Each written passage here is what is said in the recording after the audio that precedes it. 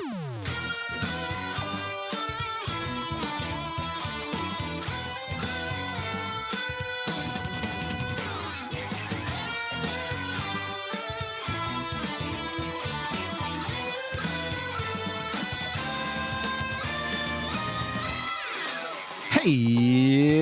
everybody, it's Tuesday. That's right.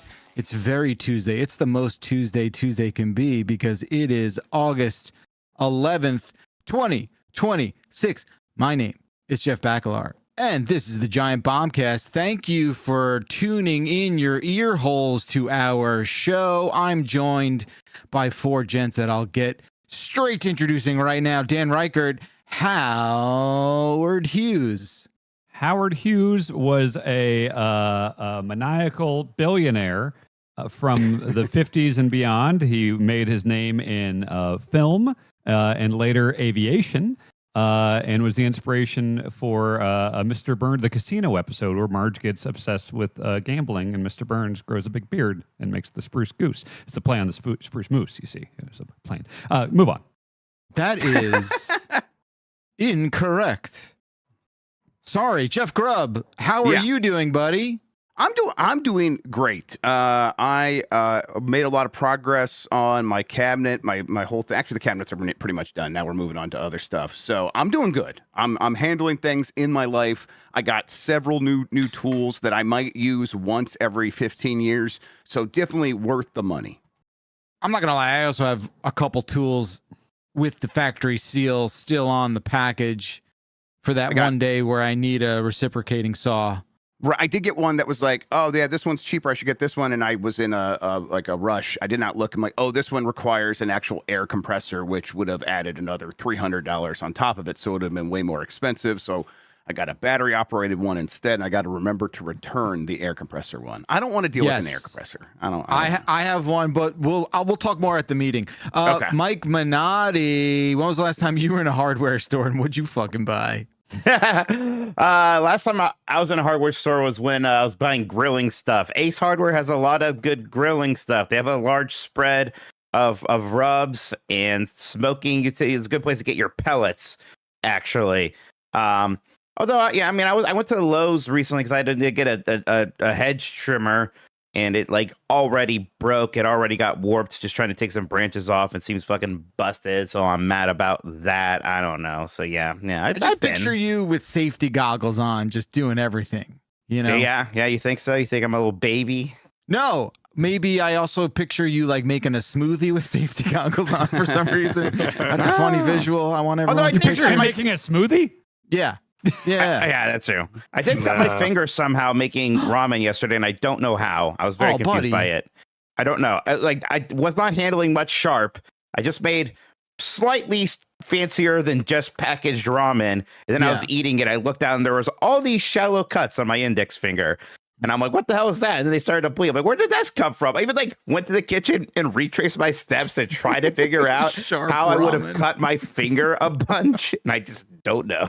That doesn't matter, but we wish you the speediest of recoveries. Finally, last but not least, Turbo Sean McDowell. How are you, Sean? I'm doing pretty good, Jerf. I got a couple of tools as well, and I'm going to do a podcast with them. I think this is going to be a good day. I knew it was coming. Nice. Oh, I get it. I'm the tool.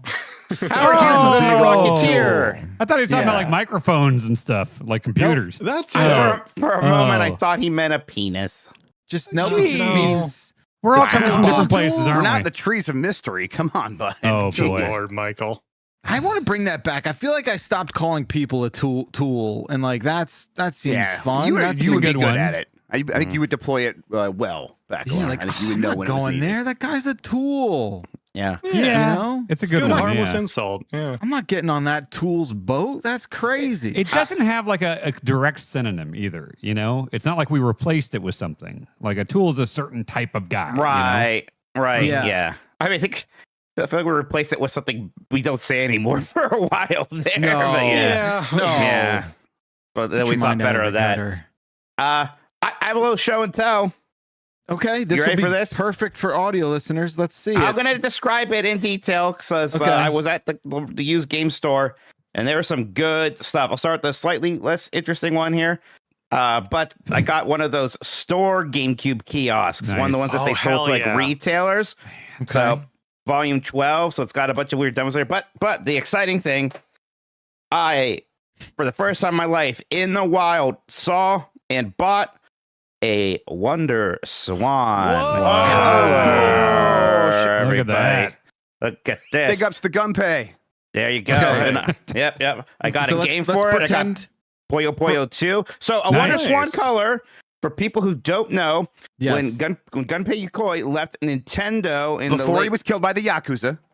in the late 90s, he made this for Bandai and Namco. It was like a sort of cheap, affordable, handheld Game Boy competitor, and it's sort of like very small. It takes one AA battery, very compact. It's got a lot of cool games on it. It originally just launched in black and white. In fact, this is a black and white game running on the Wonder Swan color right now. But yeah, they made a bunch of color games for it after that, and I have always wanted one of these, and now I have one. They never like launched outside of Japan or just never in America. How did it go? I don't think it ever came out in America. No. Yeah, like this Wonder is a Japanese Swan game. was Japan only. Neo Geo Pocket came out here. Yes. Right, that's what it was, yes. I had a Neo Geo Pocket as a kid. It was awesome. That thing freaking ruled. So now I'm on the hunt. There is Wiki a stick, Mega Man yeah. Wonder Swan game, which I desperately need now. Which So- one? Because I know there's a Battle Network one. Oh, is there a Battle Network one? There's a 2D like classic Mega Man one, I believe. So Okay, that's yeah, what I'm- they made Battle Network a 2D platformer. They did that on the GameCube as well. And guess what? Right. GameCube and the Wonder Swan, both bad games. So maybe avoid that one. This guy's Actually- tombstone was designed by Miyamoto? What? What? Gunpei Yokoi? I haven't heard. Probably. He got buddy, hit by a car, and then Miyamoto made his tombstone. Yeah, because he's like he was Miyamoto's mentor. He invented the Game Boy. He is Oh, like shit. he was Really? Nintendo before Miyamoto. Oh wow. Okay. Yeah. Whoa. Like He he's made the the guy. tombstone, Dan. He Yeah, designed it. Oh. You should go look him up. Go read it because you would really like. I did. I'm there's a looking lot at of stuff his for you to- Wikipedia. He got hit by a car. Yeah, it was it was the tragic. Yakuza. I know it. I don't care what anyone says. Gunpei Yokoi. That's interesting. Yeah, I you, have not you heard should. this name. No. For how much Yeah. you love like old Nintendo and stuff. I Huh, don't know okay. anything about like the people outside of like Miyamoto, really. Yeah, Like- Gunpei is Right, like yeah. number like right there, like right Wow, next to okay. Miyamoto. Yeah. I'm That's playing in- Puyo Puyo. This rules. Nice. Okay, it's interesting that as a way to like demonstrate your sort of like admiration for someone, you design their tombstone. That's I think that's mean, cool. it's That's just cool. interesting. I'm not saying Because they were this like or friends, that. so I think he was just like the one to do it, you know? Yes, Yeah, and Miyamoto yeah. was deeply affected by Oh, it. Like he was. God, like, I wish you all very- just saw this combo. Holy shit. God, I'm You know gonna what? That's do- more Oh, important plays than right respect for for audio. Gunpei Yokoi. You're right. Mike. Yeah. Go ahead. Well, Yeah, not just keep bad going, for Mike. audio, it's bad for you. You didn't see it either, to be clear. Come on. Huh. So yeah, that's interesting. Thank you for sharing that little detail. Wow. Okay. If anyone sees any Wonder Swan games in the world, I'm in the market now. We just have like such different priorities in life. Back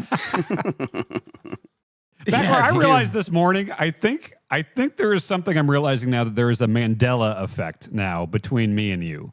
no. Whereas it's like, so I finished the travelogue and I have the guys, I sent the cut along to everyone to watch. And then I just get a message from Backlar saying, because there's a part where I point at the ocean in Pacifica and I say, there's salt in there. And Backlar writes in Discord, see, you knew there was salt in the ocean, you fucking liar. And I was like, when did I? It's like, that sounds like something I would have said. I understand. But I think Well- you are getting Mandela affected by things I never said. It is hard to keep track of. Yeah, I number one- understand. I understand. Yeah, It sounds come like on, something I could have said. Yes. The list of things is endless, so it's sort of just like this chronic thing where we are all PTSD'd by your brain. I also think what you had said was that how do you know if there's salt in something?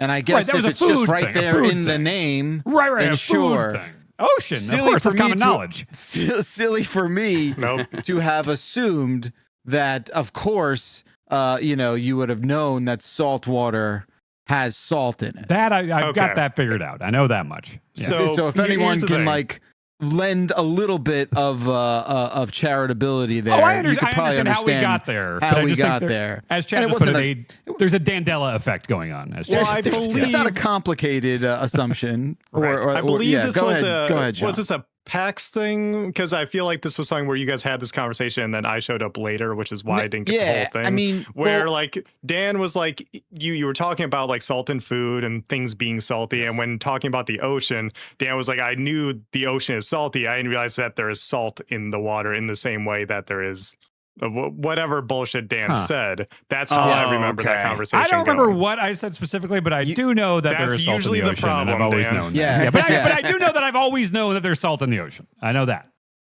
Congratulations. There's also like, that's the thing, right? Like we also have to compete with your forgetfulness. Right. But so I it's do like know what I've always known. You know what I mean? Where it's like, there's occasionally a thing where it's like, I misspoke with the dinosaurs thing once when I was saying like, I know dinosaurs. I said it wrong. I said it was like, I know dinosaurs aren't real, meaning I know dinosaurs don't exist today. Yeah. But, there were people that extrapolated that. It's like, God, Dan that's funny, didn't know though. dinosaurs existed. Like, like Satan's testing us or something. Like, it's not like that. Like, but I also understand how people jump to. I understand where everyone's coming from. Oh, it's not a jump. Yes. It's a baby step. Yeah, Because, because how long have you known the sun has had gravity? That's okay. Honestly, that's something that I am reminded of that, and it's like, oh, right, I forgot. I mean, you thought the moon was 100 miles away from Earth, but like, no, yeah, you said that. You did. I don't Okay, think wait, I thought that. What do we all think the distance is? I think it's 250,000 miles, but I can never remember. I'm bad with that It's a kind of lot. spatial math It's- stuff. Either way, it's way more than 100. It's more than 100. Yeah. Yeah. It's more than 100 for It's sure. a lot. Yeah. Yeah. It's a lot. Anyway, it doesn't matter. What does matter is how you can support giantbomb.com. Jeffrey Michael Grubb, no one does this spiel better than you. No one's tried, so but that makes it true as well. Yeah, everybody, thank you for everyone who does support us. We really do appreciate it. If you supported us, that meant you went to giantbomb.com/join, and we'd appreciate it if everyone else did the same. It supports independent games media and makes sure we can keep doing things the way we want to do. We're going to have that, that road trip vlog's going to go up soon. We've been working on it. Dan's done a ton of excellent edits to that, and it's that kind of thing only happens because we have your direct support. Yes. We could decide to do it. We can make those choices ourselves and kind of do it in a way where it's like, hey, what does the audience want to see? Because they're right now, they're the ones paying for this. Let's make it happen. So thank you, everybody. We really appreciate it. It gets you ad-free versions of our episodes as well, and it gets you a bunch of premium content, of which we have a bunch happening right now, right? Yes. Absolutely. What do we have, Daniel? We have a lot of This Is the Run still going on, which Mike Minotti still claims is not a blight. Right. quickly turning game. into one. Cat Jerfman, which that is just going splendidly as we record that, and that is the release is nigh on that one. It's the best Jeff, video game ever. Do we want to talk about some details on like what the plan is for Cat Jerfman? Yes, we do. Because I know we said that we were going to have episode 1 out this week. There was a bit of a technical snafu, everybody. Sniffu. Right. There's a snafu, right? So Snaff meow. yeah. Oh, no.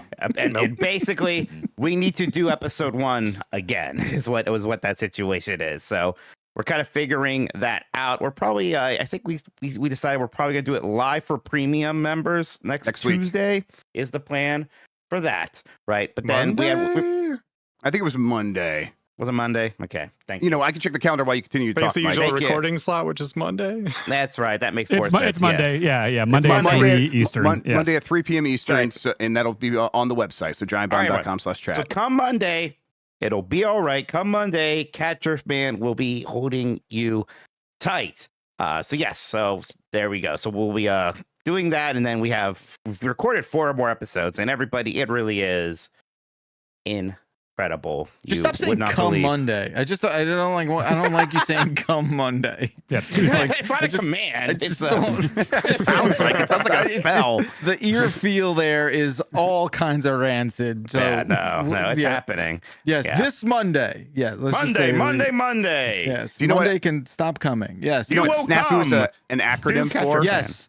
Situation something beyond. Isn't it like situation normal all fucked up or something Yeah, like that's that? it. Yeah. Yeah. Situation Yeah. normal all fucked up. Yep. No, it's not normal. Is it? Yeah, situation normal, all fucked up. Yeah. All So fucked it's a up. And then there's contradiction. Fubar, which is fucked up beyond all recognition. Yeah. That's Right. right. Yep. Is that really what it is? Yep. Yeah. I mean, yes. yes. And these were all like World War II military acronyms that these guys came up with. Yeah. Right. Yeah. Yeah, nothing went wrong there. Okay. Listen, we have a lot of stuff to get into today. People are always like, oh, what's other way we could support Giant Bomb? Yeah, well, obviously we just talked about how you could support Giant Bomb by going to giantbomb.com/join. You could also participate with our good buddies over at Main Gear, because as we all know, it's never been a better time to purchase a PC. I mean, right now is it. This is it. No, we understand that's a big ass, but we do have our friends over there. You can check out maingear.com/giantbomb to see what we got cooking over there. There's more stuff coming down the pipe, so keep an eye out for that. And yeah, thanks to everyone who supports us. It means the world. And Folks, that's how we were able to do the road trip, which, as we referred to earlier, the thing is the travelogue, the vlog is pretty much good to go. I'm making a couple little audio tweaks. It is about an hour long, and it should likely be going up probably tomorrow after Blight Club is currently what we're talking about. So keep an eye on our YouTube. That will be going up, and you will get to see everything we got into on the West Coast during the road trip. should we do the Cat Jerfman live thing where I'm just like really like zooted? Yeah, get fucked. Yes. Oh, wow. Wait, how early Okay. is it? absolutely. How early Yeah, is it? you really Doesn't should. matter. Yeah. It's 3 p.m. That's the zooted hour. Oh, that's fine. Yeah. 3 p.m. Yeah, That's yeah, already yeah, long. You're really already good. zooted by then. Yeah. I like this Usually. idea a lot. Yeah. All right, well, think about it. Someone in chat just mentioned it, and That- I don't know if that's not binding. This isn't binding. No, but like, it would be But funny. what if, you know? Would Yeah. it be? I feel like you guys don't always know when I'm stoned, so I don't know if it would be. I don't. I just no. You have to be very stoned though. You do like you're visibly. We have to look at your face under the mask and be able to see what's Yeah. going on there. But Jeff, I always look stoned. What are we doing here? All right, we'll get some makeup in there. Really. Yeah, we'll play have it to up. figure it out. All right, to be determined. We'll see where that goes. In the meantime, let's talk about video games.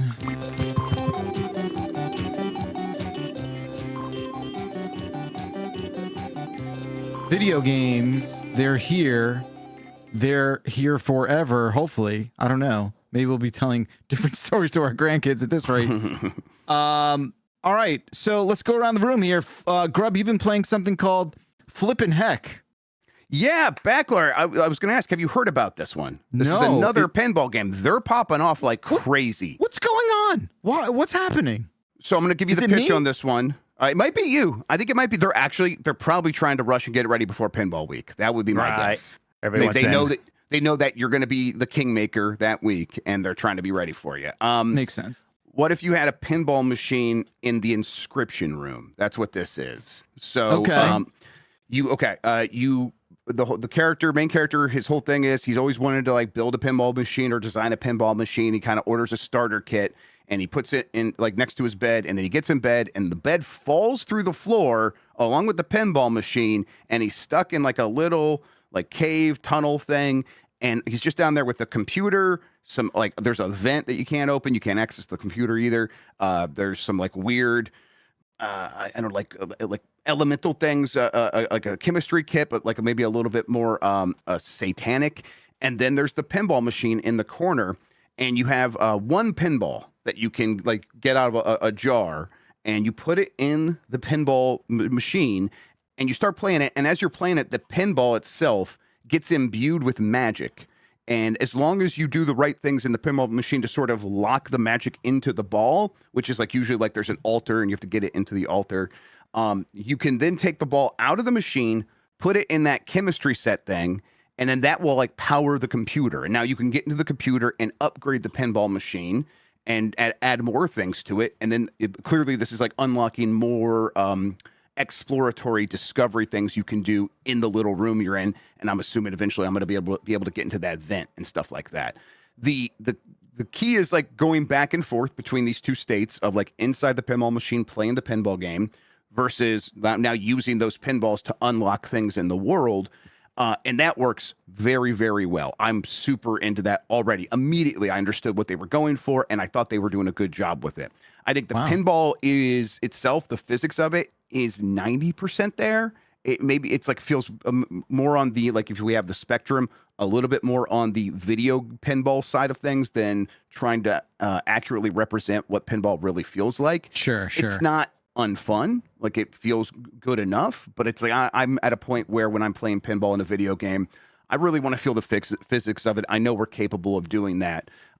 But maybe what they're going for here is they want it to be a little bit more static, where instead of dynamic, where it's a little bit more predictable, because you are trying to accomplish these very specific goals on the table, so you can unlock more things back on the computer. That's kind of where I'm at now in this demo for this game, where it is okay, I unlocked one set of improvements on the left side of the playfield because I accomplished one thing in the game, and I had enough energy in the pinball. Now I'm trying to, like, okay, I got to get everything I've read so far in the game is saying, okay, and this tomb is the key, and I've been able to hit the tomb enough times to open it, but I've never then been able to get the ball inside of the tomb. And it's like, okay, I'm trying to accomplish this specific goal on the table, so then I think this will give me an opportunity to take the pinball back over to the computer and unlock new improvements, which will then kind of build on itself. So it's got this really good loop. And already I'm like, oh yeah, this one makes a ton of sense. They are nailing what they're going for. I'm gonna have to try it. So it's going back to what you said, like where the physics are like 90% there, and you believe deep down that we can do it, and we can get to 100% of pinball. 100% of, like, representing, like, physics in a way that is acceptable. Yeah. I think there's something stopping us. I really do think, like, I think there's some sort of paradox, because I don't think anyone's done it. We're never going to be 100% there, like, right, in terms of getting everything that physical pinball can do. No, of course, right? Like, obviously we could do it, and I put finger quotes in the air, but what I'm saying is, like, there's something about, I don't know if it's the speed, I don't know, whatever it is. It's the same criticism I have with, like, hockey video games that, like, just feel slow, or they just feel something uncanny about the whole experience that I'm just kind of like, I don't know. It's just not connecting the dots for me. I bring this up because I also played a game that Flippin Heck sounds like something I would rather pursue. I tried a demo last night called Cult of Pin. Yeah, I was wondering if this. This is the roguelite one. Yeah, where you're sort of like mid-session, you're picking perks and you're picking, like, sort of like a path. I don't know.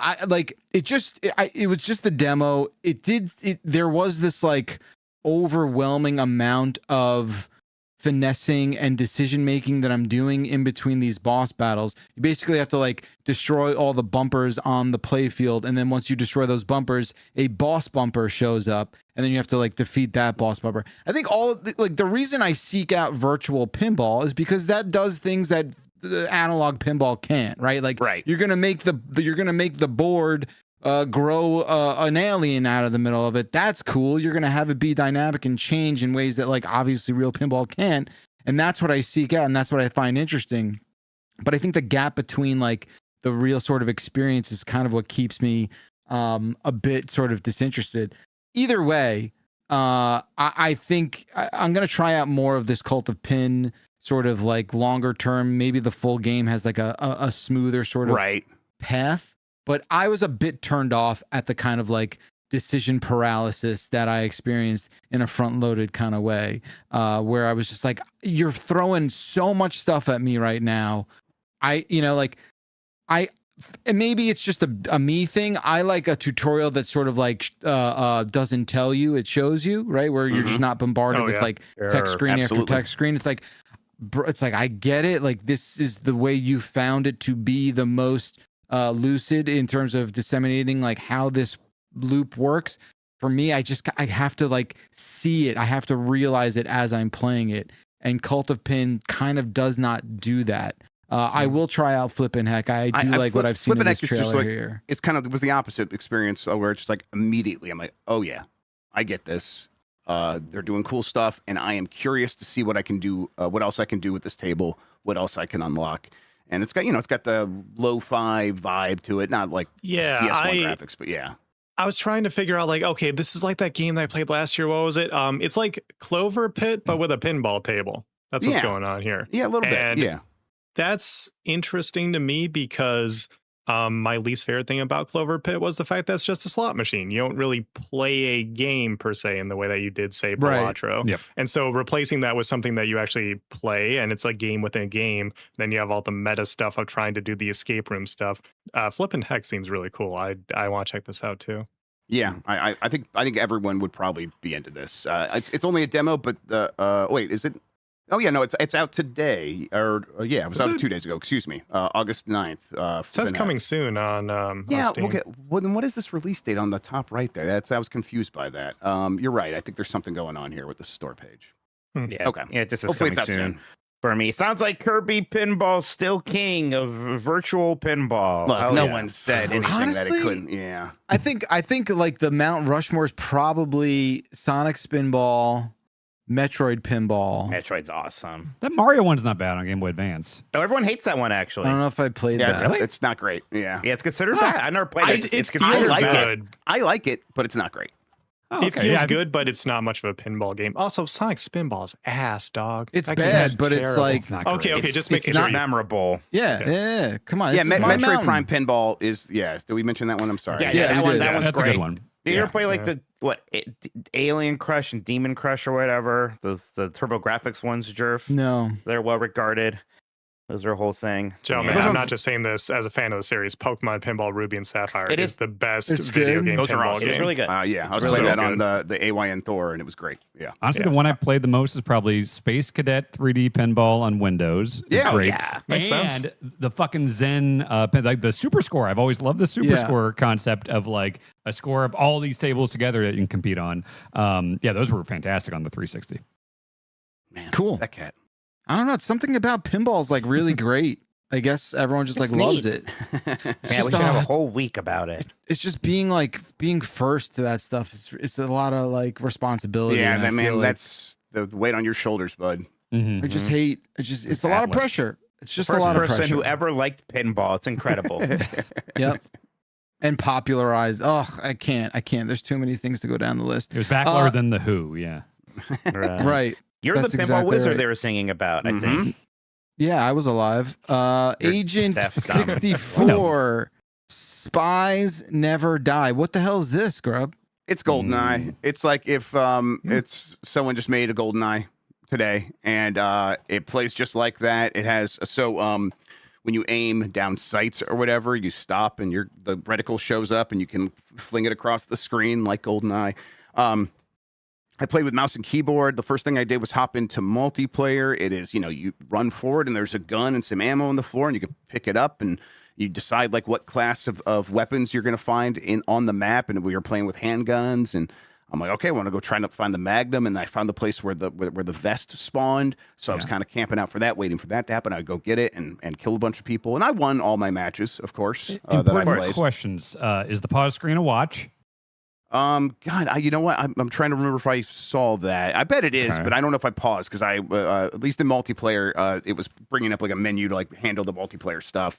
And then I played in single player, but I just played very briefly. I'll say that I think this game has something going on where if you are definitely a fan of GoldenEye, it's hitting those same notes, and maybe it's like notes plural is overstating it. It's hitting that note repeatedly. But I think it's doing that well. And while the reviews have come out, it's like high 70s and stuff like that. And I think the major criticisms from people are, it's not trying to do much more than be directly inspired by GoldenEye. But for attempting to do that, I think that they've got something here that I'm interested in seeing more of. I think we should try the multiplayer on UPF. I would love to. I think let's Does do it that. have remote mines and proximity mines? I think it does. I think it has Okay. like I said, I played a couple of matches with just the handguns, and so. But I think they have the different sort of weapon classes you could select or whatever, and then maybe set your own. But I was just hopping in there into other people's servers and seeing what it was like playing it online. It has a local split screen. It has a co-op mode for the campaign, so it's like they've filled it out with the features so you can explore this. But it is just GoldenEye. Okay. Yeah. I'm going to play it tonight. That sounds great. Yeah, as the GoldenEye guy around here, I'm pretty interested in checking this one out, actually. I was meaning to see what you were thinking about this, Mike. Yeah. Even I know that's a joke. Yeah.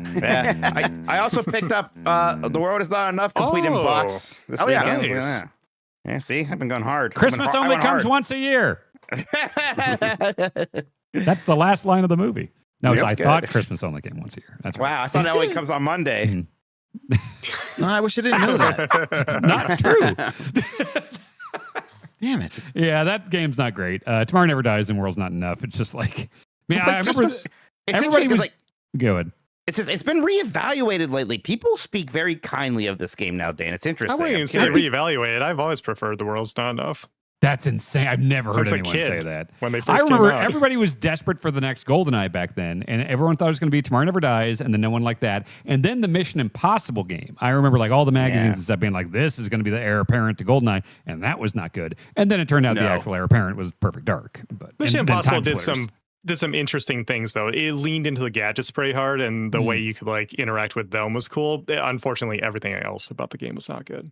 Man, maybe I should try World's Not Enough at some point. I didn't put too much time into it. I was surprised like going back to Nightfire and playing some of that campaign recently. It's like, oh, it's actually pretty Nightfire's good. Like, great. yeah, I Nightfire's never good. played it Yeah. back then. Yeah. I definitely rented The World Is Not Enough and remember being disappointed. But yes, I've also heard people reassess it recently, and I'm like, okay, I should Interesting. probably go back and see. Okay. Renting is always a tough barometer, right? Because you there was a part of you where you had to like justify your rental, Yep. right? Where you sort Yeah. of were like, this is really bad, but I like it. Mhm. I spend money on it and I like it. Same thing if you got a game for like Christmas or something like that. It's like, well, this is one of the games I own. I need to Yep. play it. I have to, even if I don't enjoy it. It was Right. like looking back, it's like, oh, I should have known which games were my favorite of the rentals because they're the ones I rented 5 times maybe. Right. Kirby's Dream Course, Super Mario RPG. It's like, yeah, those are the games I really truly loved, and I should have known since I rented them over and over again. Yep. Man, I wonder what that like, was like for a parent, like, because it was always like, I just remember always going back to the store and my mom being like, "You want this one again?" Like, and Yeah. I just, like, what the, yeah, that's interesting. I know. I think my parents we were don't have that capable of experience. keeping track, honestly. I think it all looked No, like nonsense to but them. no, but I definitely remember like running back to the same part of the store where the game was. And Yes. even if you're paying the most, borderline attention to what's going on, you sort of realize that, it's that purple box again. He's picking Right. up Yeah. my idiot son. distinctly We've remember spent being- $88 on this game. Why don't I just fucking buy it for Yeah, you? I mean, already? God, we rented Final Fantasy 3, which is 6 here, like so many times that we could have just bought the game and not have to start over from the beginning Yeah. every single time at some point. I distinctly remember the hype for Final Fantasy VII, and then it came out, and I was at the video store with my mom, and I grabbed it, and I was gonna rent it, and she just looked at it, and she saw the word fantasy in the title, and she's like, "Oh, I didn't know they made games like this now." And I was like, "What?" And she goes, "Oh, I know why you want to rent that." I was like 13, and I was like, "Oh God, she thinks it's a porn game." And I was like, "No, get some other game." Like it's A that could've wild leap changed my life For yeah. her, that she Oh, That is didn't insane. know. I mean, to be there fair, are a lot of the porn fantasies. tapes back then, it definitely were like fantasy, like Yeah. like Yeah, fantasy. that They were word behind was a in a beaded lot of- curtain. Yeah. Like, Yeah. She thought it was a porn game. I got nervous and I put it back, and maybe I was a big Final Fantasy guy if that moment didn't happen. yeah. Man, if I I could can't- do, yeah, go ahead, John. I just can't believe Dan's canon event is him like not being able to get a fantasy game when he was 13 because his mom thought it was porn. I can't believe that is what led us to Yeah. Dan Reichert. They don't make other kinds of fantasies. Come on. I mean, to be Like fair, I sexual did also ones. dislike all my cousin was always trying to get me into Super Nintendo JRPGs, and I didn't like turn-based stuff anyway. But if I had rented Final Fantasy VII when it came out, I might have I loved think it. that's and just like how turned, Metal Gear Solid, like you're not a story guy, but you played that and the spectacle was so good that you got into it. That might have happened with Final Fantasy VII at that specific I've moment always in respected time. Final Fantasy. I Yeah. did play it back on the PS1. I eventually played it, years later. And I appreciate it. I think it's a good game. That original one's good. I just never beat it. I think we established that you also just don't like high fantasy. You don't like the Tolkien stuff as much as you like other stuff. Right, but like so 7 guess, would be but- more up your alley because it's not that, Right, right? It is exactly. just Yeah, it is like this futuristic. I like sci-fi, and that game feels more Yeah. sci-fi than anything. But I also wish like I- Final Fantasy 9 when it came out. I rented that, and I liked 9. rules. So Yeah. I wish I Nice. could take these kids to a rental store. Like I wish, Yeah. I wish I could have that Yeah. experience. Yep, It was it's a so bummer. it was cool, man. The closest thing to that is sort of just, and this is lame. It's barely even in the same universe, but the closest thing to that is when I bring Dee to like a toy store, Yep. You know, and it's just like, all right, yeah, let's pick something out. And it's just, but that's not the same thing where Yeah. it's like this choice of, you know, he's not scoping out box art and trying to figure out like what's going on. I would again, like a science fiction time traveling service that I would pay for is if I could pay a price to have the entirety of my renting registry handed over to me my God. to see what I did in the 10 plus years that I was renting video games or whatever it was. I would love to see what I got up to from the ages of like, I don't know, this is probably 5 to 13 or something like that. Give me that.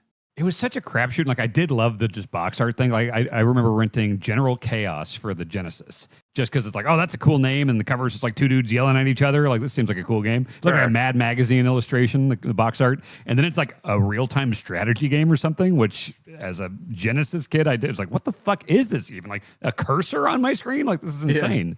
But yeah, that's the one box of art was those. cool. That's one of those things where being a little bit younger and you guys like growing up when like Nintendo Power was everywhere, or EGM, whatever the case may be, you know, more in like the PS1 to then GameCube era.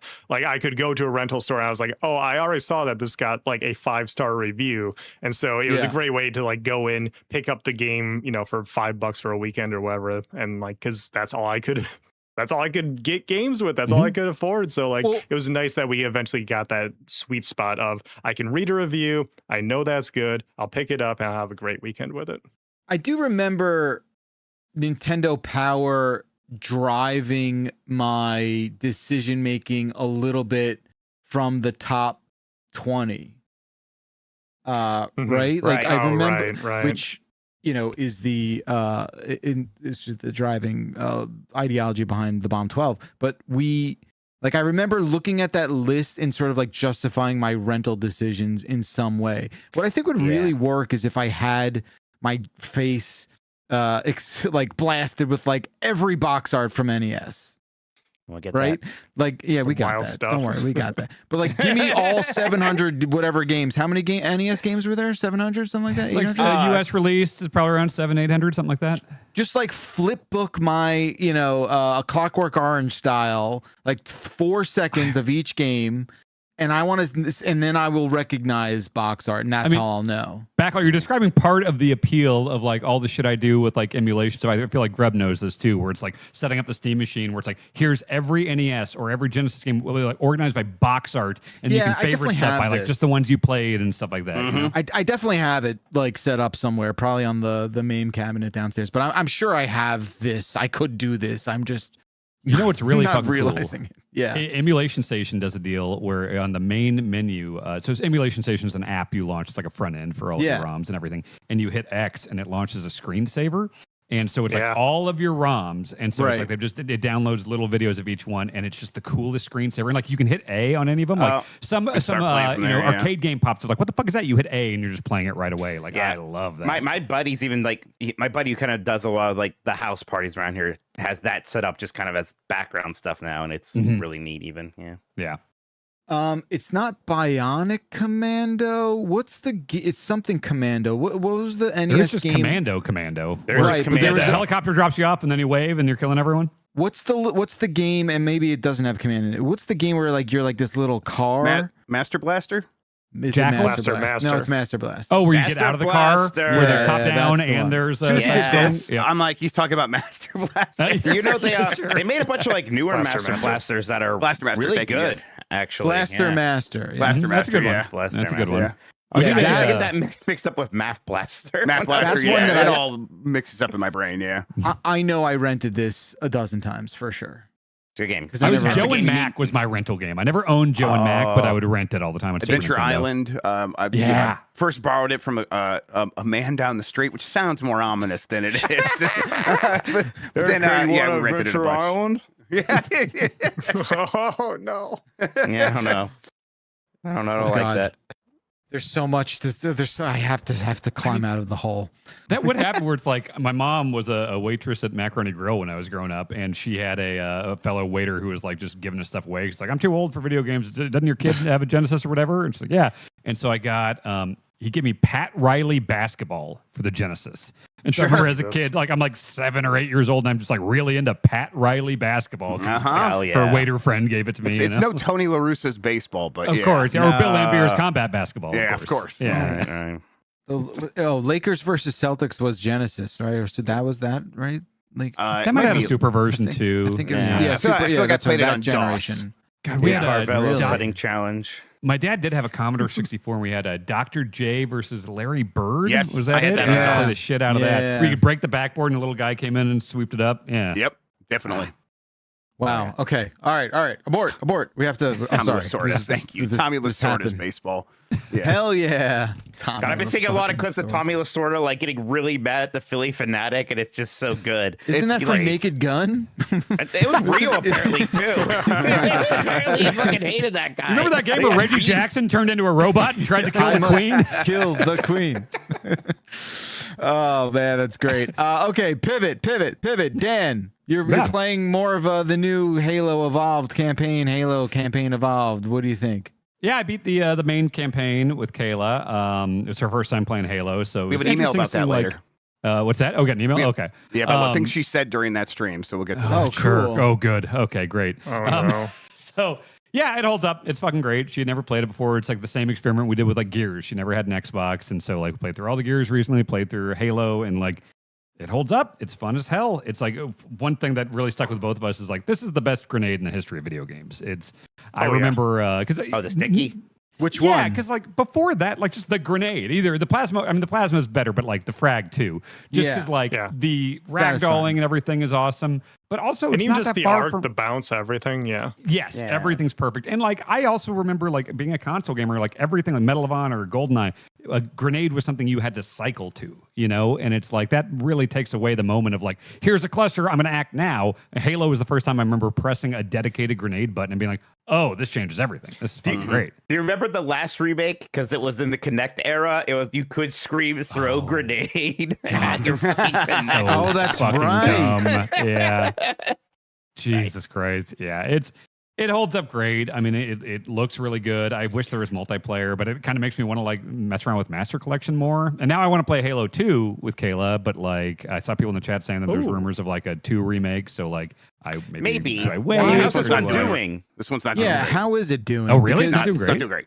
Yeah, I mean, I I told you about my normie Halo friends, and you know he was kind of turned off by it. Like I mean, don't just know, like as a reminder, like the ports, not remakes, not remasters of Call of Duty, right. Black Ops 1 and 2 from PS3 to PS4 and PS5 sold like 10 times as much just on PlayStation. Yeah. Why? than What this do you did. Like more chalk than that up to? Well, the Halo's fact cooked. that it was Really? but also like Call of Duty had a lot of pent up demand for those games and stuff like that, and those people like Yeah.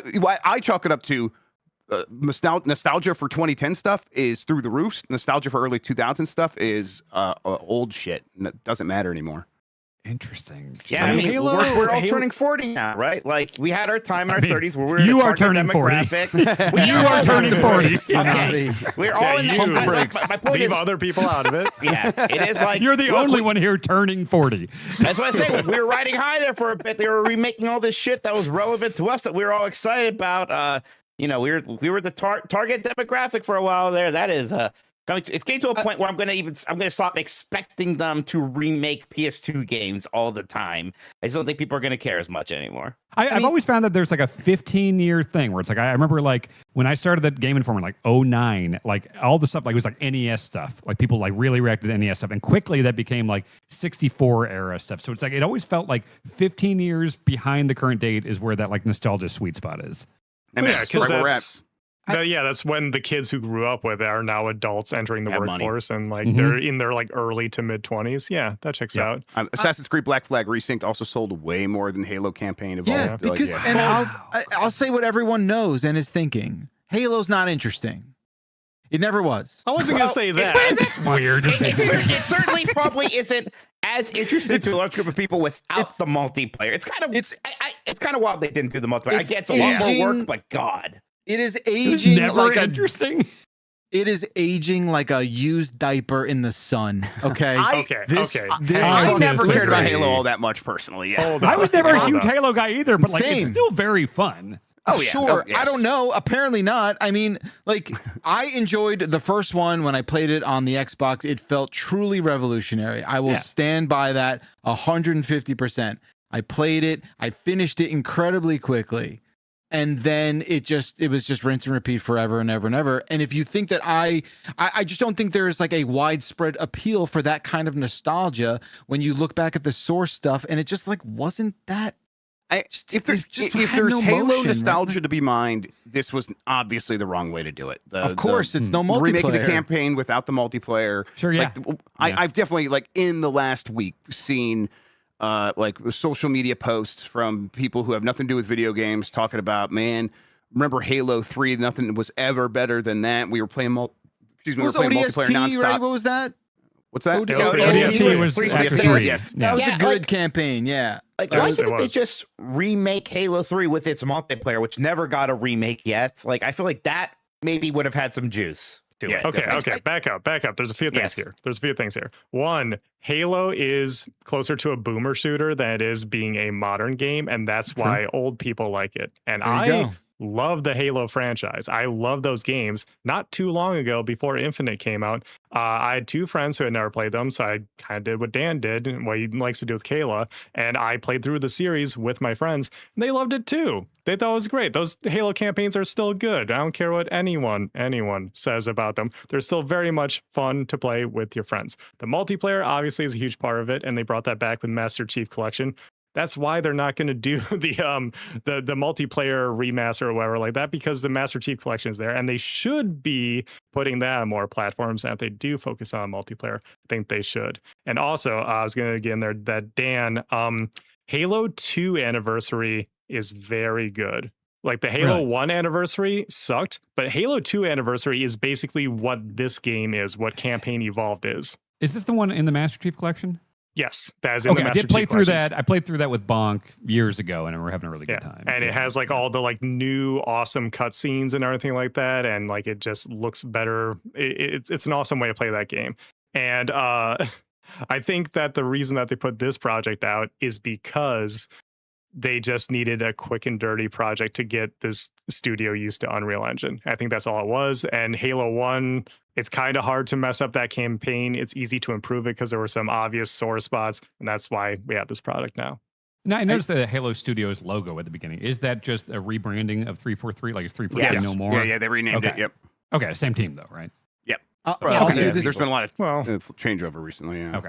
I'll do this unscientific experiment when Dib gets back from camp and just show him Halo 1, and he's going to be like, what is this bullshit? Like, what are you going to show him? Like Halo 1 original or this evolved campaign? The evolved. I'm going to, and I think he's just going to, like, anyone under 25, how many new Halo fans are we really making? Obviously, we just talked about how this is just a love letter to nostalgia and all that sort of shit. But and not to relitigate something here, but it's the same thing if you show a kid GoldenEye. They're not going to care. They're just going to be like, that's an old game. They don't care that's important. And that's why Call of Duty did so well, like Rob mentioned, is because that's still how Call of Duty plays. Like, that's the game that everybody knows. They were ahead of the curve there. And they set the trend. So that's what everybody knows. So if they go back to, even if they haven't played Black Ops 1, for example, they still want to go back and check out because it still plays like Call of Duty. I do think there are exceptions to the rule. Like, I do think there are, older games than Halo that survive the generational test. Like, I think that stuff exists for sure. I just think Halo is in a bit of a very narrow lane. I think Halo can like break out from all those, but it needs to hit right. And I just think that it's when it doesn't hit right, it bums people out, and they just avoid it. And they're like, phone me up when you are coming back to Halo 3 and let me play that multiplayer yet again with my friends, and they'll be excited about that. But until that happens, this sort of thing is like, oh, this just reminds me that Halo's not where it once used to be, and I kind of don't want to sit here by myself playing through this campaign again. Do you think there's any like pulling out of this as far as like Halo goes? Like, it's like Infinite.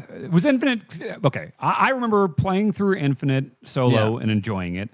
Wishing it had co-op at launch. I even like played a good amount of the multiplayer and liked it. What is the general consent? Are people positive on Infinite? Negative? No. Did it do well? Like, no, it was a failure. It was I think we all like that game quite a bit, and I think a lot of people did enjoy playing it. But anyone who was like super into Halo, that the audience that they needed to win over got disappointed quickly because there wasn't enough. Like they treated it like a live service game, and then they didn't follow it up with enough content to really make that feel good, and people were really frustrated by it. Man, I thought the open world really worked. I was like, oh man, this could be a cool new direction for Halo. I liked it. I liked it so much. I liked it a lot. I am still a little surprised that, I feel like if you ask the Halo community about Infinite, it is generally a negative feeling that they have about that whole thing. And so is the thought that Halo's just dead now as far as going forward? I mean, they're not giving up. They're not going to give up yet. There's definitely a new Halo in development also, right? And we'll see how that does. Now it's going to be weird. It's going to be maybe an exclusive for freaking Project Helix, right? So I don't know. It's just there's a lot of question marks there. I do think Infinite suffered from the baggage, like you guys are talking about, like the other sort of stuff around it than the actual game itself. I think it was delayed a whole year. It was supposed to be a launch game for the Series X, and it came a year later, and still kind of had some issues. So people were just they were a little pissy about it, and you get it to a certain degree. Yeah, I think people overblow it a little bit. I can't count how many times I heard the battle pass is bad, so it's a bad game. I'm like, y'all need to go the fuck outside. Yeah, but looking at the bigger picture here, in over a decade now, we have had Halo 5, which kind of sucked. We had Halo Infinite, which was disappointing on the multiplayer front, and now we've had Campaign Evolved. I don't think I'm forgetting anything, but if in over a decade we've had a kind of bad Halo game, a kind of mediocre Halo game, and then just a remake, it doesn't inspire confidence. I mean, the dividing line is just post Reach, right? Like Bungie made the good ones, and then Hey, it seems like Bungie busy? Yeah, right. Yeah, what's Bungie doing? Maybe call them up. I don't know. Jesus Christ. There was a world where it felt like that could happen, and now they're being weird again. About them doing a new Halo? Oh, that'd be crazy. Yeah. I want to know how well Master Chief has sold in Fortnite. That's what I want to know. Right. Yeah, right. Do you think Master Chief or Stone Cold Steve Austin have sold more in Fortnite? That one's weird. I can tell you what. I bet the K-pop Demon Hunter sold way better than Master Chief. Yes. Of course. Significantly. Because that's better than Master Chief. K-pop Demon Hunters is cooler than Master Chief. Right. If we're just comparing apples to oranges, it's right. I bet Leon Kennedy is Leon Kennedy in there? Yeah, I think Leon Kennedy probably sold better than Master Chief. Even right. Yeah. Right. These days. Yeah. Leon's very currently relevant and also nostalgia. That's why Resident Evil is fascinating. Man, that is still just going so strong. It's even older than that. There doesn't seem to be that many PS1 era, let alone PS2 era franchises that are still really going super strong right now. Colony Wars is coming back any second now. Deadly Creatures. G Police. God. All the stars. Omicron. Put Omicron David Bowie in Fortnite. God, just the word Omicron. Okay. That's good. They do need Dark Crystal puppets in Fortnite. I will say that. That would rule. Sure. That would be super scary. awesome. I love his puppets so much. Jim Henson was a category on Jeopardy the other day. I thought it was awesome. Anyway, okay. All right. It's time for Dan to talk about to talk about Big Walk. We've been playing a ton of Big Walk. What's the jury saying? We played a bunch more on Friday, and I had a wonderful time. So many great puzzles, the thing about it is everything works. So I think I was worried early on where it's I like to go wander off. That's probably gonna be a problem. I'm probably gonna know everybody, but it's no. There's times where the game is let's separate and figure stuff out, and you'll find a way to communicate. And eventually, everyone did that at one point or another. And it gives people stuff to do in those moments. You can notice things, you can bring back information, but it also makes you really want to get back together with the crew so you can relay that stuff. And then once we got back together, it's we were sticking together a lot more closely. And we're let's actually continue to solve these puzzles because we have momentum. And it all works because the game just encourages that throughout its entire structure. And I think I'm pretty impressed by that. Yeah, we made the mistake early on of okay, we probably need a couple people to stay here, and then we'll go over here, and then I got separated from that group, and we had 3 different groups for a while early on, and then it's once we all kind of came together, and then it is funny too because we're playing with 5 because Kayla joined us, and we heard the thing about you can play with up to 12, but it caps the puzzle complexity at 4, and the funniest fucking thing to me was we just walk into this hut. And it's like, oh, there's got to be there's an egg here. There's a puzzle. There's and 4 then, buttons. Shwunk, this like Yep. think of the soundproof barrier comes down, and I realize like, wait. Okay, I'm in here. I can hear Grub. I can't hear them in that other room. And then I look out, and Kayla is just punching the glass, and we can't hear her. Oh. It's just like, so that is the thing that only would have happened with more than 4 people. Yeah. It's like, all right, well, that's hilarious. It's incredible, this combination of like these very thoughtful, crafted puzzles with like, a solution. You have to figure it out. But because of the open world and some of the other things, there are these emergent moments. Like there was one puzzle where we were kind of on top of a mountain. And basically, to get the solutions, there was like all these different things we could see far away. So Grub and I like went out to do those things so we could relay the information to you. But halfway through that, it became nighttime, and Grub and I just got lost immediately. Me too. So we're just like we're kind of finding other threads as we're doing that. And meanwhile, I look over the mountain and I see the confetti. It's like, oh, they solved the puzzle because Kayla just brute forced it while we were stumbling around in the dark. You guys are just in the dark on a mountain, and she's just like, well, it's nighttime. I'm just going to fuck with this until something happens. And God, then the tech of it always works where like they do have the prox chat, and it is very prox, like you have to be very close to one another, which is like, okay, that's part of the game. That's the one thing I'm like a little on the but I fence think about.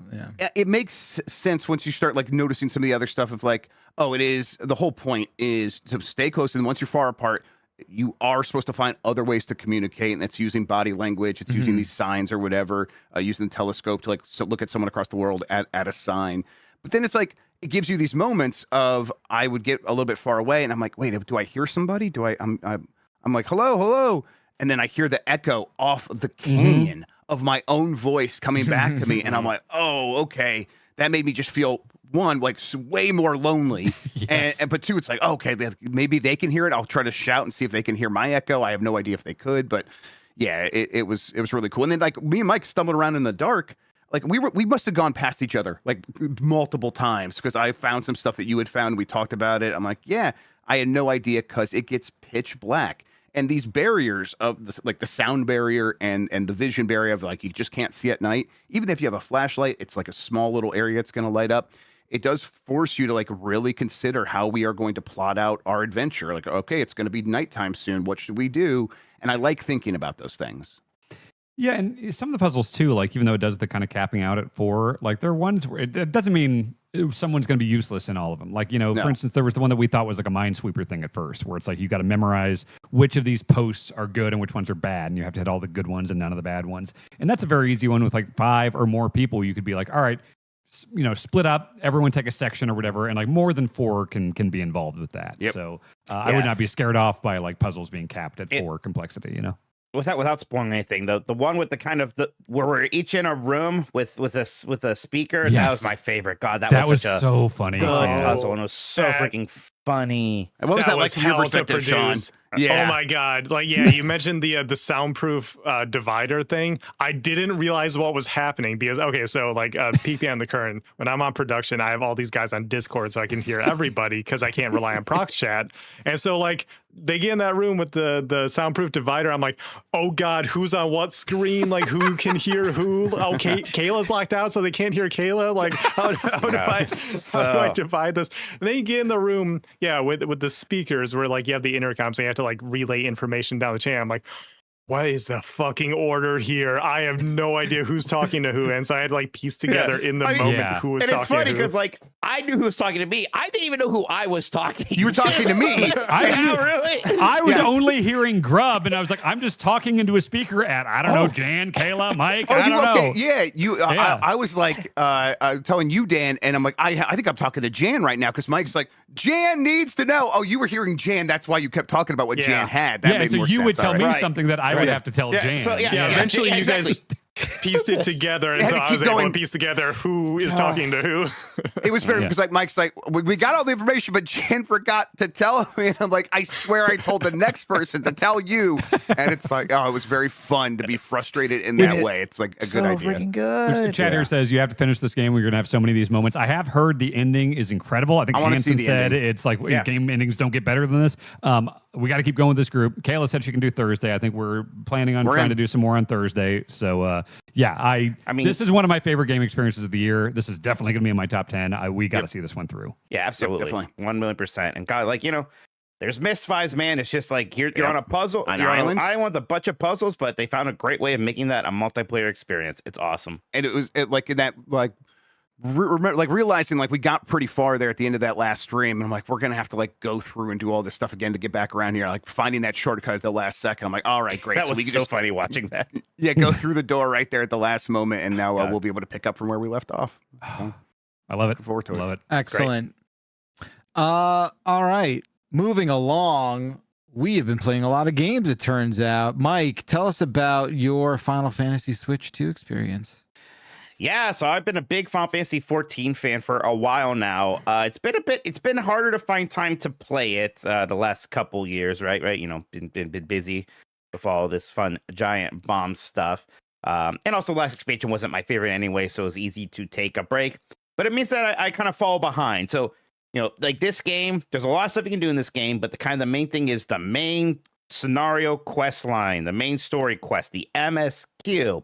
It means whenever there's expansion or big update, there's kind of a series of quests that move the story forward. And, you know, it's a lot of that. Like doing the main story quest for an expansion is like basically playing an RPG. It can be 30 hours or longer. Even the patches add a lot of it. When you fall behind that stuff, you can really fall behind on it. So the nice thing about having the Switch 2 version is now my bedtime gaming time, which I always enjoy, can be devoted to catching up on that main story quest line stuff. And this game was always built with consoles in mind, so it just has all that stuff, right? So even though you have a lot of buttons in a game like this and a lot of menus, they generally have ways to make it all work. Now, it's not nearly as comfortable to me, somebody who's been playing it on PC forever, as doing that. And I will kind of like, I'll play the main story quest line until I get to the point where it's like, now do this dungeon. And I'll be like, okay, I'm going to wait till I'm back on my PC and I'll do the dungeon and then go back to the main story quest time the next nighttime and whatnot. But yeah, for just like doing this stuff, the next expansion, Evercold, is also introducing kind of simplified versions of each job as well. So that might improve the console experience. What does that mean? Basically gonna so like they're gonna keep the current versions of these jobs. I forget what the modes are called, but there's a new mode for every job where essentially it's going to be kind of less buttons to push, a little bit less fussy is kind of my understanding of it. Yeah. So like, you know, I think some people are like, well, maybe I like the fussiness, and that's why they're like, oh, you can still use that version. I suspect in the long run they're going to try to transition to this new thing unless everybody really hates it. But yeah, that'll come with the expansion. We'll see what that's like. Yeah, this has been, I mean, it's working. It takes up a lot of space, like over 100 gigabytes. And obviously it doesn't look as good on Switch 2 as it does on my nice PC, but it looks good enough. It's like, you know, like a 30 frames per second thing. Resolution seems fine. Completely fine way of playing this. So yeah, it's a really neat companion version of the game. Now it kind of sucks because you have to like buy the game and you have to have this other subscription and things like that. But still, it's neat. Yeah, on the controls, Grub, I was going to liken it to I haven't followed the whole announcements that they did a couple months ago, like on this. I'm still catching up because I still need to catch up on the 14 story. I think the controls thing is kind of like Street Fighter 6 modern versus classic controls, where like there's some streamlining, but maybe they take away some of the fine tuning that you can do. Whereas like the classic mode is like you have more capability to do like certain bespoke things. But like generally, it's good to streamline it for new players. Okay, that makes sense. I have always played Final Fantasy 14 on controller. Like since I first started, it was right before the first expansion launched, so back in like 2015 or something like that. And so I played with a controller this whole time. And yeah, this game is great on controller. You see MMO, you think like a million icons all over the screen and everything like that.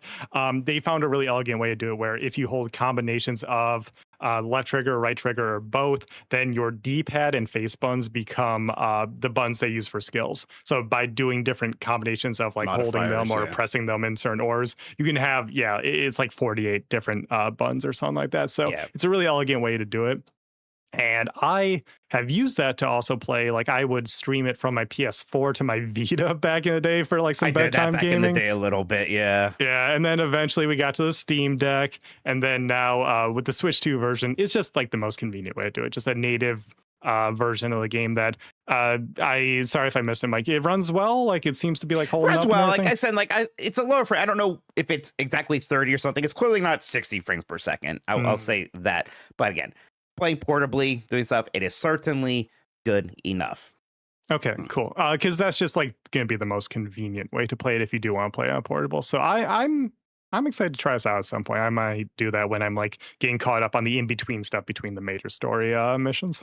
And Mike, you when you're saying like you wouldn't do the dungeons on here, that's not because you think the controls are bad. You're just more comfortable on PC. I mean, yeah, I could make it happen. I like for dungeons, it wouldn't really matter. I just know that I wouldn't be optimizing my damage per second, and that would right? that would nag at you. Okay, right. I get that. Yeah, and again, yeah, like someone like Sean, a lot of people who have been playing the game controller for years, and like they are completely adept at that. It wouldn't bother them at all. Right.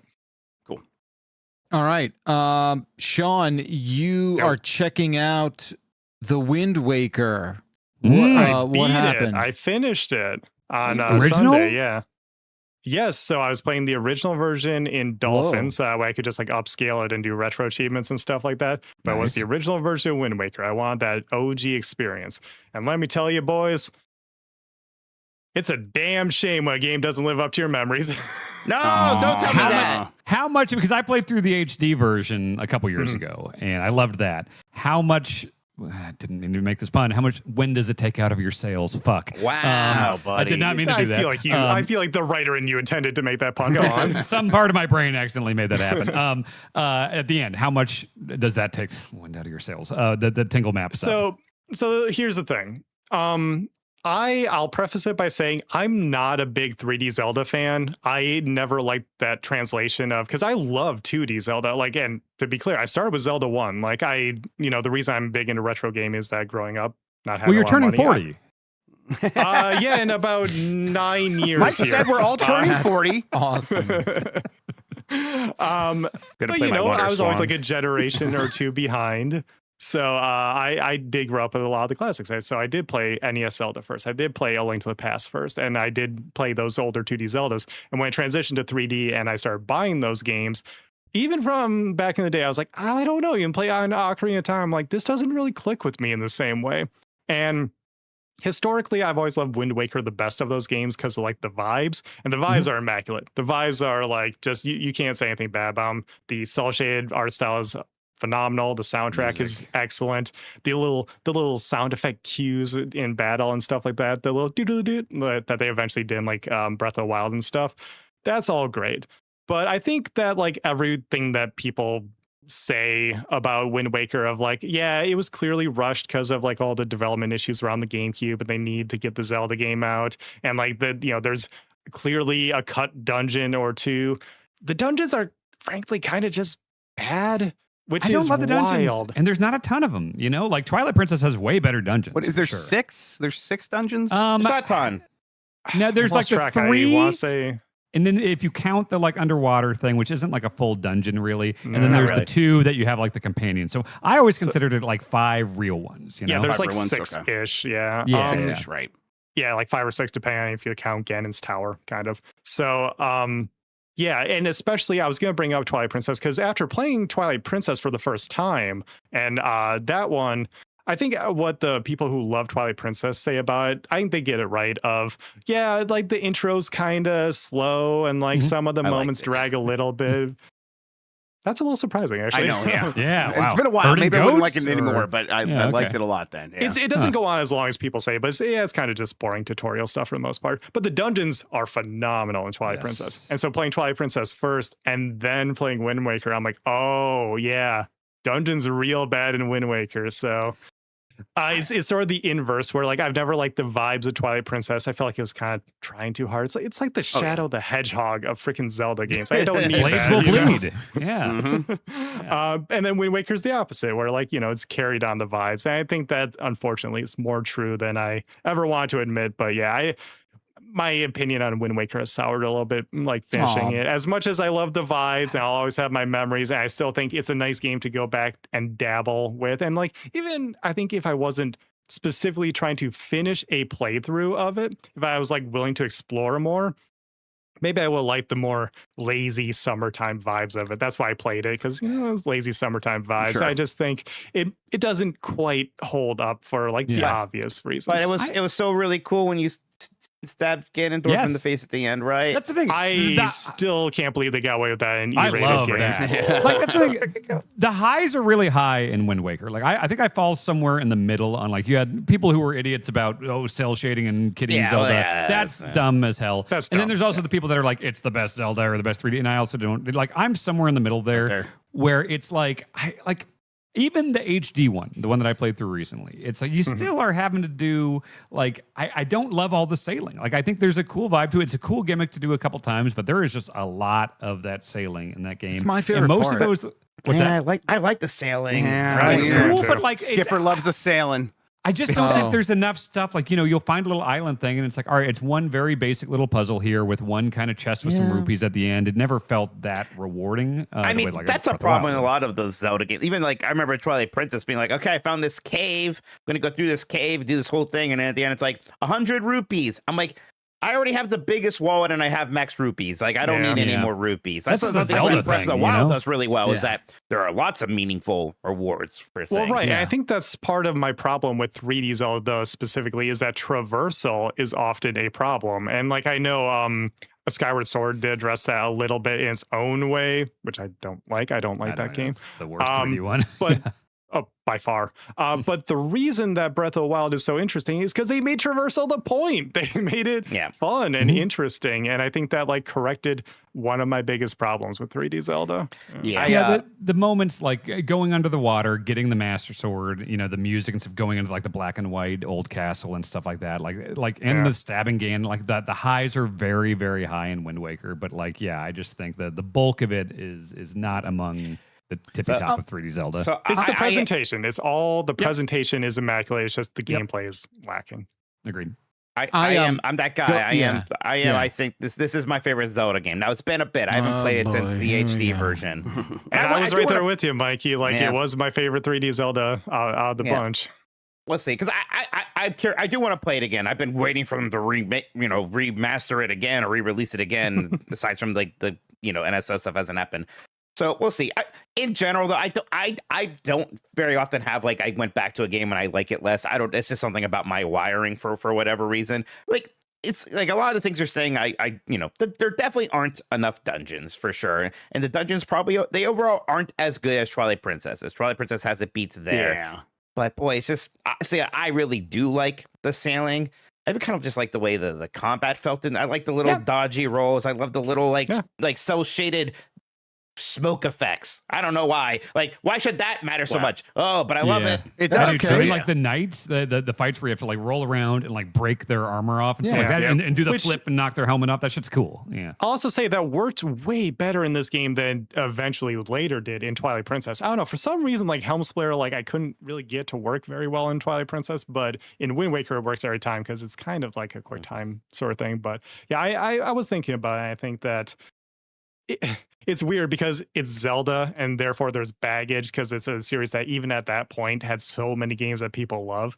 There's the baggage of they put out a game about sailing. And dog, if you don't like the concept of sailing in a video game, guess what? You're not going to like the game about sailing. So that's kind of a problem with the series is like when they want to try something, but they want to try it within Zelda, there's always the baggage of I expect this to be like my favorite Zelda and it's not, and therefore I don't like it. Yeah, the whole thing there for a while was Ocarina of Time with gimmick. And the gimmick was, you could always tell what the gimmick was. Turn the wolf, you're going to go sailing. And Wind Waker, like I remember really enjoying it. I have not replayed it recently, but like I kind of like listening to what you're saying. It's like, oh yeah, they kind of did eventually figure out what they were trying to do with Breath of the Wild, where it's like discovery is the fun, and the sailing hints at that. It gestures towards that, and it doesn't deliver fully over the whole length of the game. And then the dungeons themselves are a little bit like lesser than, and that combination probably would be something I would notice if I went back. Yeah, I think to close up a little bit, the big problem that I had with the sailing is that there's so much unnecessary travel in the game. I don't even mean like, sailing across the ocean and like, finding a new place, because that's interesting to like explore a new place on the map and like find something new. That's part of the excitement. But there were multiple times in the game where they just have you go from point A to point B back to point A. And I'm like, I can't shake the feeling that this is like padding. Like they didn't have enough here. And so they kind of came up with a story reason to make you do this thing for a little bit longer. And that's, the thing at the end that everyone hates, the treasure thing, which, Mike, if you're looking to replay it on a Steam Deck, play the HD version, you can do the gyro aiming and everything. Like Right. It is very good that way. Yeah. Yeah, I think in hindsight, I wish HD did more. Like knowing, because I looked up afterwards, like what does HD change? And I'm like, okay, dude, the Triforce shard hunt is bad. It's not a good idea at all whatsoever. It is just a fetch quest. And like even Metroid Prime with the artifact hunt, at least you're like solving new puzzles and stuff like that. It's not, there's a little bit of that with Wind Waker, but I just think they could have just sliced that out. And I think that they could have like fixed some of the dungeons. They could have added a new dungeon. And I also don't like the way HD looks. I think the bloomy version of it doesn't play the same as I the definitely original. think like there's still opportunities for another pass where Yes. give me That might be orchestrated what's music happening. and like maybe add a dungeon. I mean, hell, we've added dungeons to Zelda before. We've had the color dungeon and Link's Awakening DX stuff like that, right? Like just replace that quest with a dungeon or two, and you could really have something there.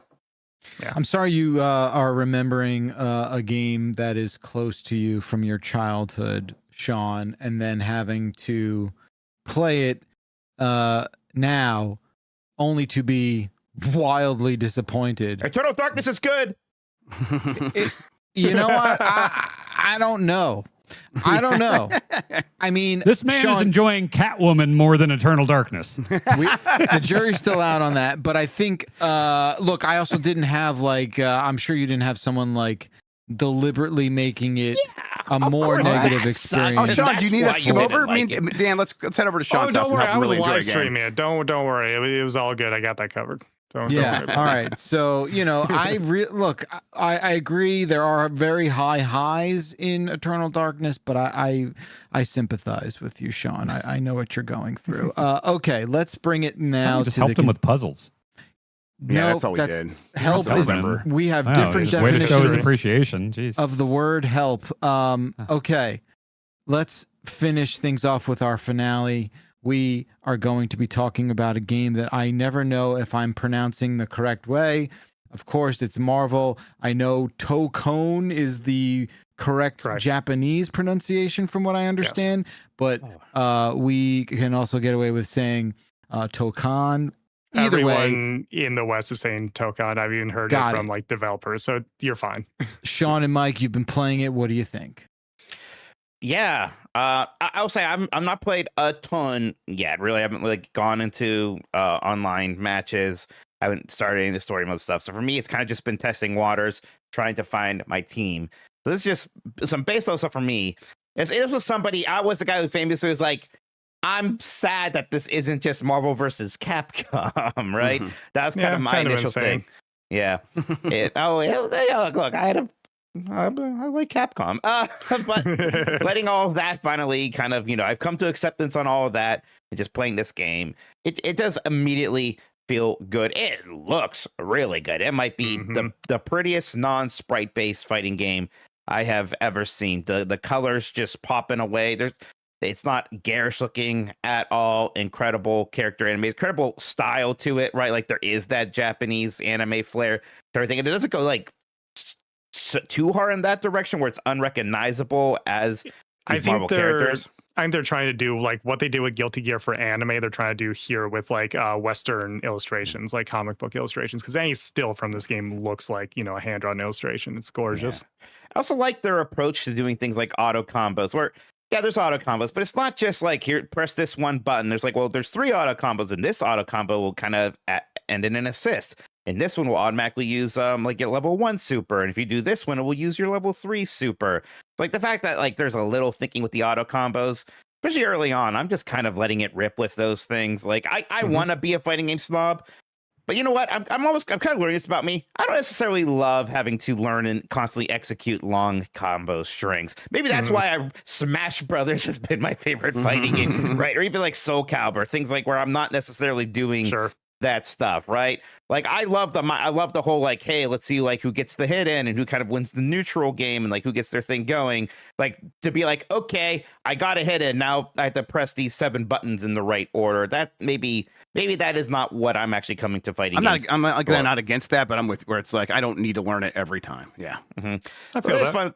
Yeah, so it is fun with this one that you don't necessarily have to. And of course, if you do, it's better, right? It is more optimal. Right. It even has a thing where like you can just do the special moves with a button, but you can do the quarter circles and everything like that. But even like the weird way where it's like, okay, it's a 4v4 fighting game, but you have 1 health bar.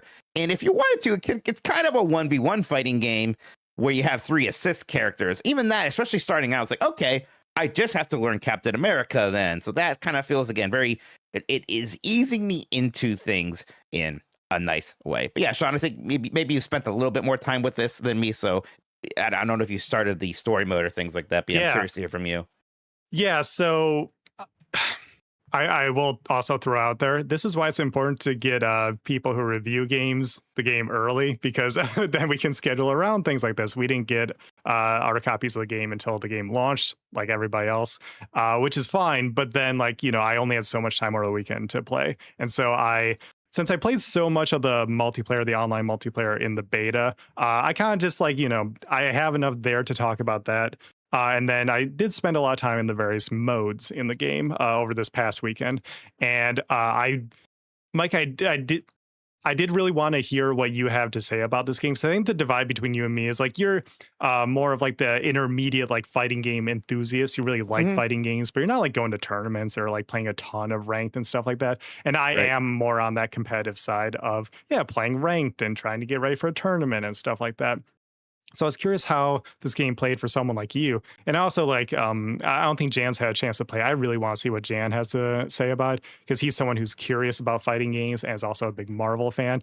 And by the numbers, that's going to be the largest audience for this game, for any fighting game. Like the people who play Mortal Kombat, like, yeah, there's competitive people, but largely they're just people who want to see fatalities, and they're happy to spend like $70 to do so, And so I'm happy to hear that it is clicking with you in that way of like it eases you in, because I thought that was the secret sauce that maybe the competitive people were glossing over and not understanding, is that fighting games are hard and they need to meet people halfway when it comes to easing them in. I think the biggest problem with people learning fighting games is their own mentality of, okay, I hit buttons, now I'm ready to go online. Oh, I went online, got my ass kicked. I'm never going to play this game again. It's like playing an instrument. You're not going to pick up the guitar and be good at it. You need to like take lessons. You need to practice if you want to be good at, or be bad in your own home and just enjoy it that way. That's like a totally valid way to do things. But I also think that developers need to figure out ways in order to approach a general audience. And I think that what Tokon is doing is good, because you had the most basic level of, like you mentioned, the auto combos. You mash buttons, cool stuff happens. That's always good to have in a fighting game. You hit some buttons a few times, something cool happens, it keeps you engaged. But then you have the intermediate level of this game also has, beyond auto combos, it has what are called chain combos. So if you press buttons in ascending order of strength, that will get you a different combo, and oftentimes a better combo.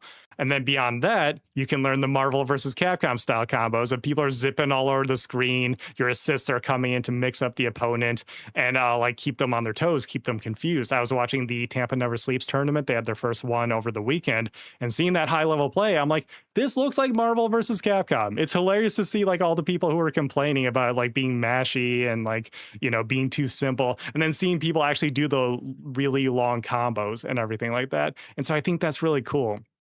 I think that this game has that depth.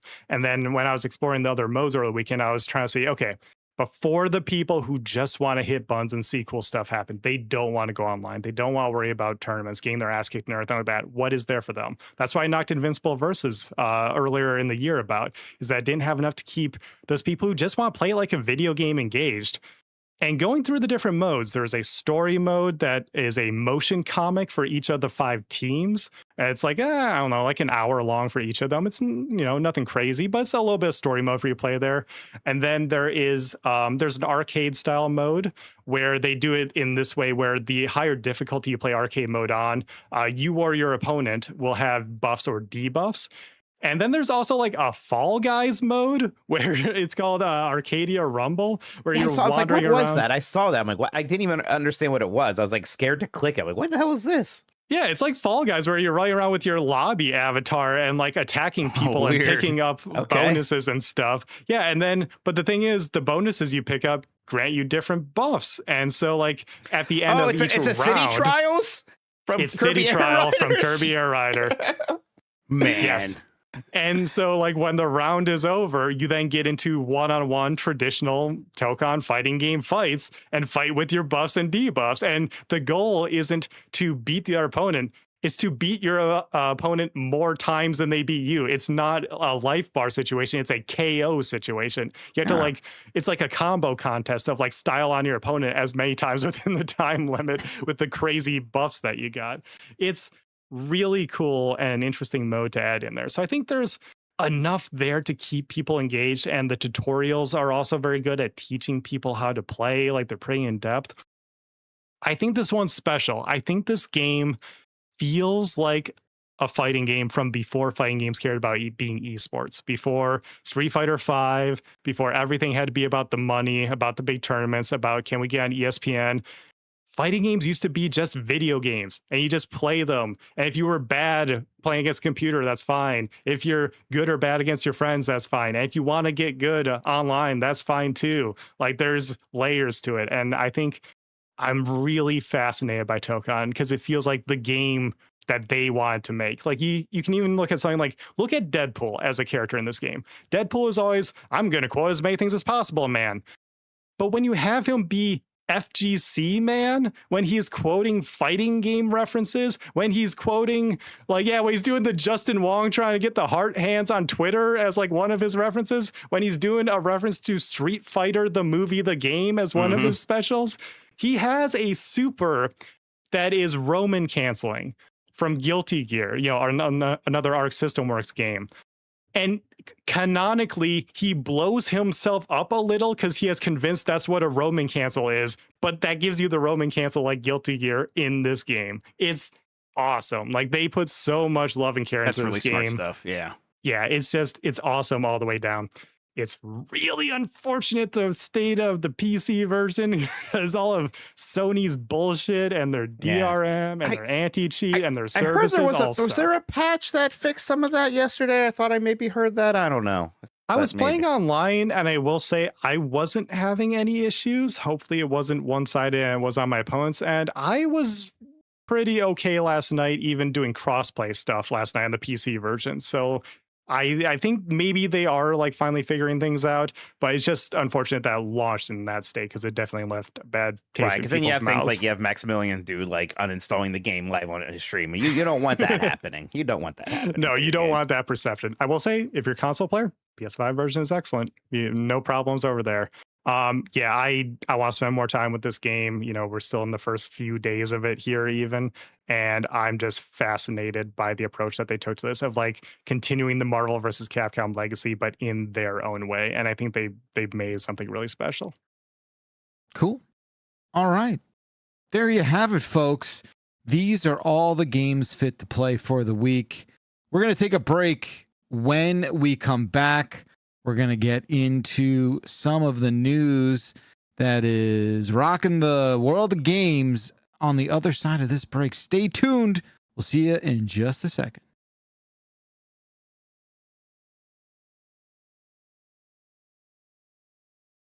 Welcome back to the Giant Bombcast. We've got some news to take care of. Jeff Grubb, can you help us achieve the news? I'll do my best. Oh man. Tall news order. Let's hop in here. This one popped up over the last day or so. Aliens cloud only game unplayable on Switch 1 now. The Switch 1 version of Aliens Fire Team Elite 1 is unplayable now. If you bought the game for $30 or $60, which was the Ultimate Edition, its cloud servers shut down on August 5th, rendering it completely unplayable. This is one of those games that had a cloud version on Switch 1. Not a lot of people were buying these things, but they were always served through a I guess I don't know if they were often served through a third-party vendor, and that means these companies have to keep paying that vendor to handle that. And it sounds like they just pulled the plug on this one. This, of course, comes like right after Strauss Zelnick said in 3 years we're all going to be playing on cloud machines again. So it's just serendipitous timing there. But yeah, I mean, you super don't own things all the time, but cloud gaming really illustrates just how precarious it is. Like you have to rely on someone else keeping a computer turned on, and they're just going to turn it off one day. Yeah, it's like the least way you can own a video game. Yeah, somehow. I've never liked the cloud gaming stuff. It feels like since 2007 with On Live or whatever that was, I've been hearing like this is the future. Right. I'm like, why? It's like, what's the future? On Live worked. OnLive was good, and everything else has been shit since. Was the Phantom supposed to be all cloud? The or the Phantom? console? You brought the Probably. Phantom back I'm evoking the Phantom. I don't know. Yeah. Jesus Phantom Christ, cloud? Dan. Yeah. Just bring up the What's Phantom. your problem, It's Dan? been a while, yeah. Holy shit. God. It's incredible that like owning a timeshare is less of a scam. Yes. You know, like Yeah, you actually do somehow- get that for 2 weeks a year. Yeah, it's Yeah. fucking bananas.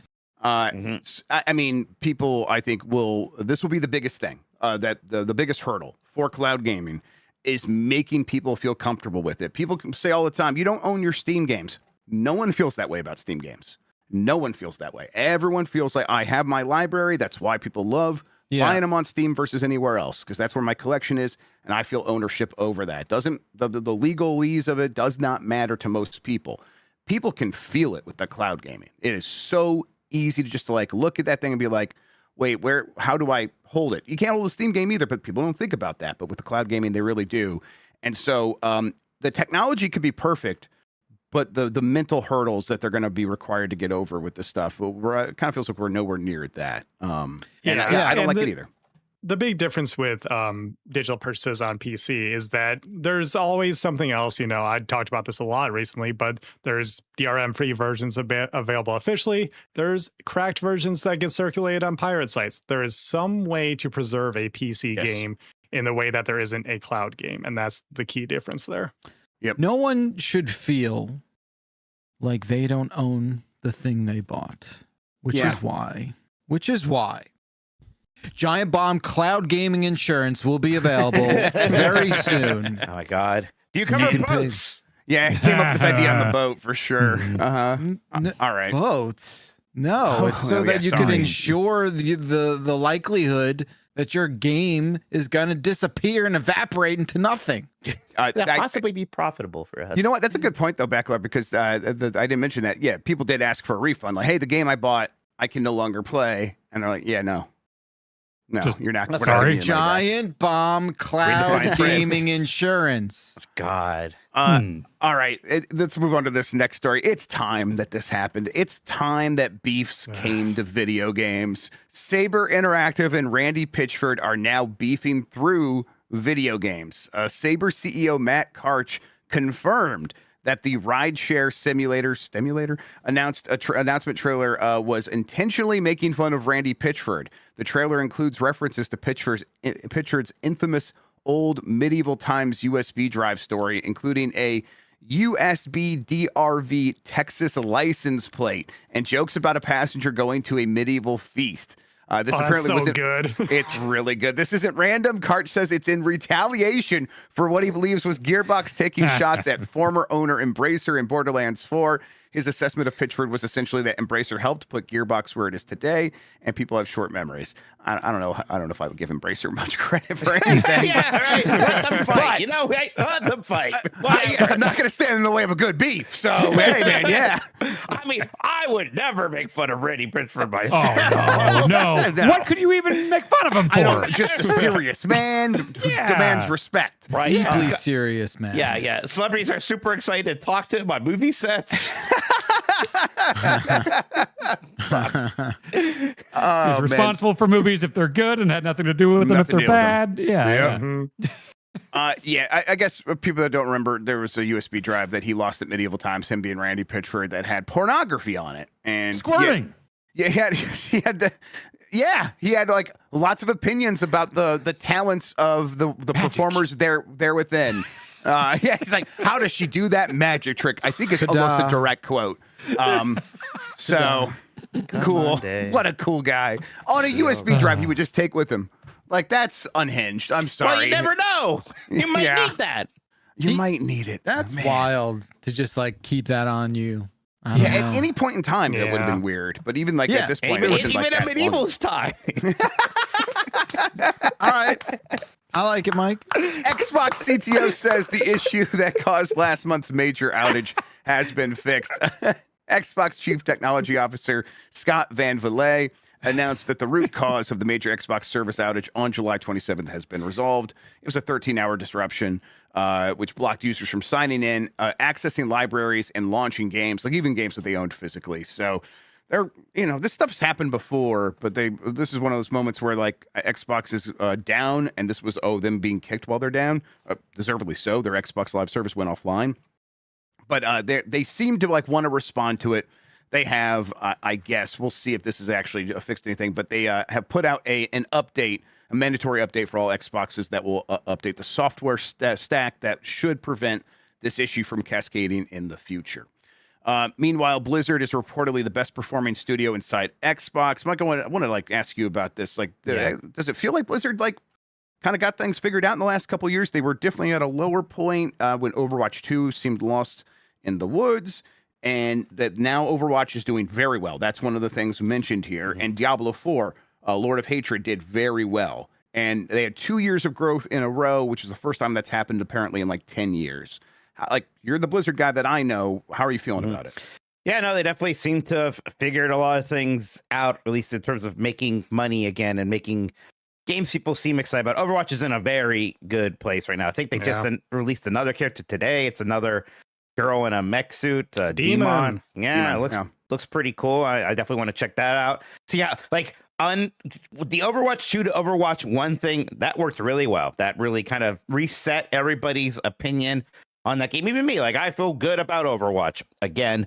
The Diablo 4 just kind of keeps trugging along there, and it had that expansion. It doesn't seem like it's going to slow down. People in chat keep saying like repeating like, "Oh, Diablo 4 figured it out this year." It's like, oh, okay, so that's also happened for Diablo 4, right? I think people think the new World of Warcraft expansion is all right, which, hey, a lot of times they think it fucking sucks. So that's pretty good for World of Warcraft, honestly. So they'll take that.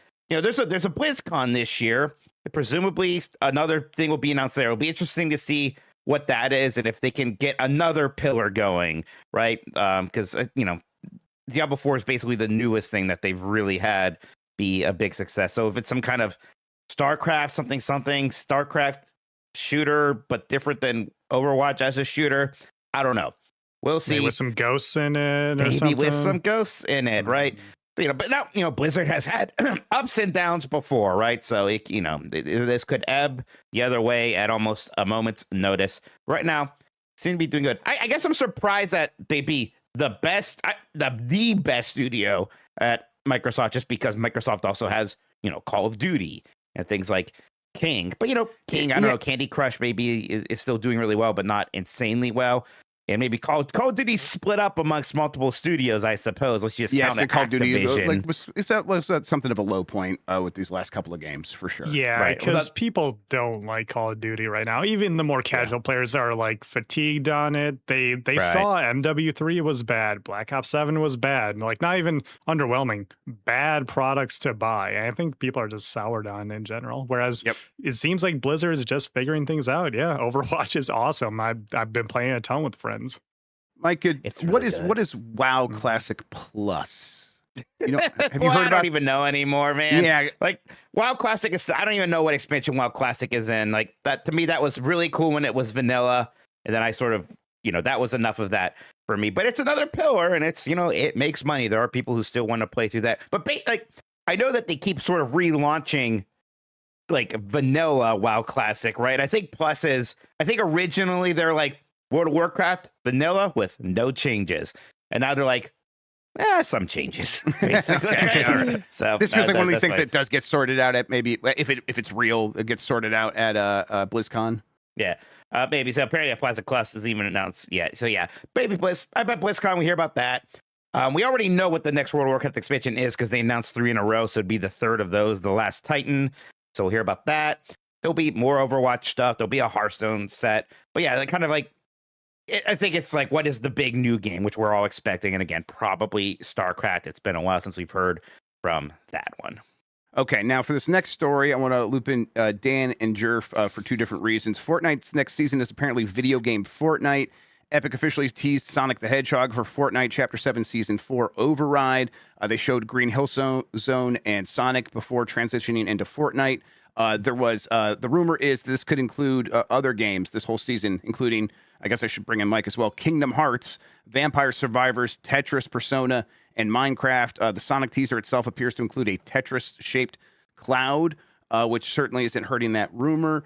Okay, Dan, you are one of the people among us that's played the most Fortnite, or you got into it at, like, pretty hard, and sometimes, like, I know Simpsons is like where it reached its peak for you. Does a bunch of okay, even before that? No, I mean, I had when I first, I think it was when they brought Cena in and we did a stream. I was like, oh, wait, Fortnite's fun. And I went through probably like, I don't know, 6 months or more of like playing Fortnite pretty regularly, doing the battle passes and stuff like that. And I didn't play it for a few years. And then The Simpsons brought me back. That's what it was. Just for that season. And then like I fell off immediately after The Simpsons thing was done. So that was just kind of a brief comeback for me, was The Simpsons. Yeah. Clearly, you're the kind of person they definitely want to get back. That has played 6 months at a time before. Something like this. Something like this could maybe do that, or what? It's kind of hard to tell. Yeah, I don't know. Simpsons is just like, it has to be something big where it's like, I love The Simpsons more than most things, and the whole like map was Simpsons and stuff like that. Like if they did a Metal Gear season or something, I would probably do it. Like they have Snake in there, they have Raiden, they have a few, but like I don't know, Sonic, and like I think it's funny if they do like a Tetris block that you can get as a skin or something. That'll like be that. Fun. But like none of this, I don't think I would get back in there. We'll do a stream where we all play as a Tetramino. That would be fun. That'd be good. Yeah, I want to be Al. Put it this way, they added Stone Cold to it recently, and I have not played it since they added Stone. I think I went in and I bought Stone Cold just to make sure I had him if I ever jump back in. But yeah, it would need to be bigger to get me back in. Yeah, the reason, I mean, the Simpsons reskinning was like such a bigger deal than what they normally do for properties. So I get that. That is certainly a high point. And then, Jerf, what do you think about, like, your kid played a bunch of Fortnite. Do you think, Sonic the Hedgehog is here? Do you think that gets him excited, or what? Yeah, I think that, I mean, there's this like sprite thing that was going on before he left for camp that he was really into, where they collect these sprites and then they have to like bank them so that you make sure you're collecting it. I really did not understand the loop there, but they were into it. The kids, I know all the kids and they're into it. But yeah, Sonic will go over really well. I don't know if he's gonna, like, again, the big events, like now that I have so much exposure to Fortnite, the varying difference between each season and the level of integration and how big or small they go kind of dictates, I think, a lot of the enthusiasm. Like it's you could tell when they care at Epic, right? You could tell when they think it's a big deal, right? Yeah. So it's curious to see like the size of this thing and what it kind of looks like. But yeah, he'll be jazzed about Sonic for sure. And then, Mike, you want to see Sora with a gun? I know you do. I don't know what I want anymore. Oh, bud, you're just numb to it all. Welcome to the party, pal. We got D23 this weekend. We're probably getting some actual Kingdom Hearts news. So hey, I know what you're getting. They'll probably talk about some of this Fortnite stuff during that as well. Honestly, they probably will. All right, Supermassive Games is cutting up to 75 people. Supermassive announced today that it has begun a redundancy consultation that it expects could eliminate up to 75 jobs. It's saying the move is necessary to ensure the studio's sustainability. The studio made Until Dawn, The Quarry, and most recently Directive 8020, which I thought looked promising, but it kind of seemed to have come and gone, and mixed reviews at best. I don't know, but they had like some really good ideas in there. They was sci-fi, but they had the way that they introduced the mechanic where, in the moment when you make a choice, if you want, you can immediately go back and see the branching option and continue from there if you prefer it. And it's like, oh, that's smart. But I think the core of what was there, people weren't super into, and that seems to have hurt the studio, which Isn't there like a new Until Dawn coming, but not from them? Yeah. Until Dawn 2 is being made by Fire Sprite, the studio that made Horizon Call of the Mountain. Right. Okay. Yeah, that's frustrating. I know there's some love for like Backlard. You like this team? You like some of their stuff? Until Dawn, is that your jam? Yeah, I that's the only one of those that I played all the way through. There was Right. another. What was that weird like Middle East conflict one? Oh, I don't know. I don't know. Was that not the same? I have no idea. People? This isn't really my jam. They so I did don't the know. Man of Medan ones. What are you talking Yeah. about? We played it a while ago. Corey. Oh, that was House of Ashes. Ashes? Was it House of Ashes? So, yeah, they did a bunch of different stuff in the Dark Picture anthology, and I didn't keep up with all those. So yeah, Yeah. Yeah, I on paper, I always feel like this is right up my alley, and then I for whatever reason, it kind of loses me. yeah. I mean, these are the kinds of ones where like, oh, I love the idea of sitting down and playing these with other people on the couch and making decisions together, or you're like doing that on stream, or like having chat vote and stuff like that. But you play one, and I think I'm pretty satiated for a while, and I don't need another one anytime soon. It's kind of diminishing returns ever since Until Dawn. Yes, I think like that's I what would it like. is. I was very excited about that whole Dark Pictures anthology, like the trilogy or whatever, and like each one of them was kind of like like and they Yes. each one kind of I was less enthused by, you know. Yeah. I really loved Until Dawn, but I didn't play any of their follow-ups. I heard that they kind of just like lost the camp, and so they became a little self-serious and not as interesting, but I don't know if that's accurate. GTA 6's $100 edition, is outselling the $80 edition in pre-orders. Strauss Zelnick says pre-orders are currently skewing toward the $100 premium Ultimate Edition rather than the $80 standard version. Although he points out, and this is just true, the people that are most likely to pre-order are the biggest freaks, the ones that are going to spend the most money. He did also say that there's unprecedented levels of pre-ordering and stuff like that, but he's a hype man. He's got to kind of say a bunch of that. Although it's easy to believe for this game. I think you can look at this and be like, oh yeah, they probably are saying we maybe could have set the price even higher, but they're getting people to pay that higher price already, so they didn't really need to. The people that want to spend everything and are really scared of FOMO, as Matt Pescatello said on Blue Sky, like they're just going to buy the $100 version without thinking about it, and that's happening for this game. Yeah, like what's even extra in it? Like, do people like even really understand or know? It's like the stores is a way to like deliver the cosmetics that are exclusive to this. Right. It's exclusive stores that have exclusive cosmetics, basically. So you pay to unlock the ability to pay more real money to buy. No, these were included. These are included at that higher price. So Dan, you know it's how in-game stores. deluxe editions will give you extra cosmetics for free, or Yeah, not yeah, for free. Sorry, you pay $20 for a deluxe edition that gives you a bunch of cosmetics. Yeah. In GTA 6, they're delivering those cosmetics to you through in-game stores. And so if someone hasn't bought the deluxe edition, they literally can't walk into that store to get the deluxe edition cosmetics. But these stores, you're not spending real money. These are stores? not. Think of like I see. GTA. Okay. Think about going into a store in GTA 3. With your GTA. Okay. In-game Yes. money. I see. Exactly. Yes. Okay. And then Halloween, the game, banned in Australia because Michael Myers' victims can get high. That's basically the whole story. Wow. Halloween, the game, has been denied classification in Australia, which also means it won't be able to come out in New Zealand.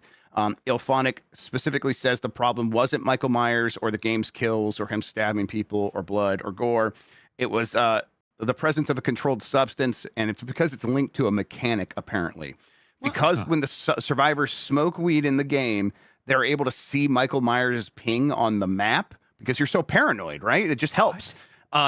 Because it's linked to an improvement in Australia, that means it's you can't even classify it. It's above the 18 plus rating. It's okay to murder teenagers, but you better not let them get high and like it. Your awareness performance enhancing weed drug. What the fuck are you on, Australia? Like, I love how this decision is. Yeah, it's not weed. It's like, man, because there's a good amount of like, initiatives that I feel like have come out of this place. You're not even a country, you're a place. Damn. Jesus. Okay. No, I'm kidding. I've seen Backlars. Australia's not real, sure. No, I'm friends with plenty of Australian people. I like them. I don't understand what's going on. What are you guys doing? Figure this out. What are you doing? So if they have to like update it for the Australian region with something that's not weed but still does everything else, like what should they replace it with, guys? Heroin. Fridge 6 would be Diet Cokes. Diet Shapes. Cokes. You ever have Shapes? The Australian snack? No. Shapes. Oh, they're great. Yeah, They're Shapes. shapes, and they have Yeah. good flavors. Yeah. Do you make Yeah, what is yeah. it? What is the chicken salt, Mike? Is Chicken that what salt. you- Yeah, it's chicken salt shapes. There's I had chicken somebody- crimpy. Yeah, someone gave me chicken salt shapes at Mysticon, actually. Mysterium. Well, Well, this is That's- like when all those kids learned how to murder people because Manhunt 2 let you do it with a Wiimote. Yeah, I mean there was Right. that You can't be too careful, you know? strangulations. Yeah. can't be too Right, careful. right. We Oh, love it's, strangulation. It's chicken and a biscuit. Yeah, Oh, yeah, but yeah. Shapes has like barbecue and pizza flavor and a bunch of like, it's Yeah. good as hell, yeah. Yeah, they got Boomerangs, drop airs. Chat's got a lot of fun. helpful Vegemite, ideas I here. think, is one of them. Yeah. Yeah, that's there you that go. is the flavor they have, yeah. Yeah, It's- Foster's. It's just strange behavior. Yeah, I mean, look, who are we to throw stones in our glass house over here with all of our wonderful laws and stuff? But yes, it's we are strange. We're not. We're doing sure. this in a vacuum. Okay, Yeah, we're doing sitting this- next to them in the same glass house. Yeah, we're just sort of like, guys, come on. That does it for the headlines this week. I am going to hand the show back over to Jeff Backler. Right? It's like we do this, not you. We do the Yeah. dumb thing. You guys are supposed to hang loose and be cool. Yeah, you're supposed to like have a better quality of life and all that. Go fuck with crocodiles or something. I don't know. Exactly. All right. Well, thank you, Jeff Grubb. We are going to take one more break, and when we get back, we'll get to voicemails. Not voicemails, emails. We'll get to Wrong show. fucking. Fantastic call-in show. Super chats, they're called. I'm Super chats. I'm voicemail brained. Super chats, and we'll let you know what else we got cooking here at GBHQ for the rest of the week. Stay tuned. All this on the other side of the break.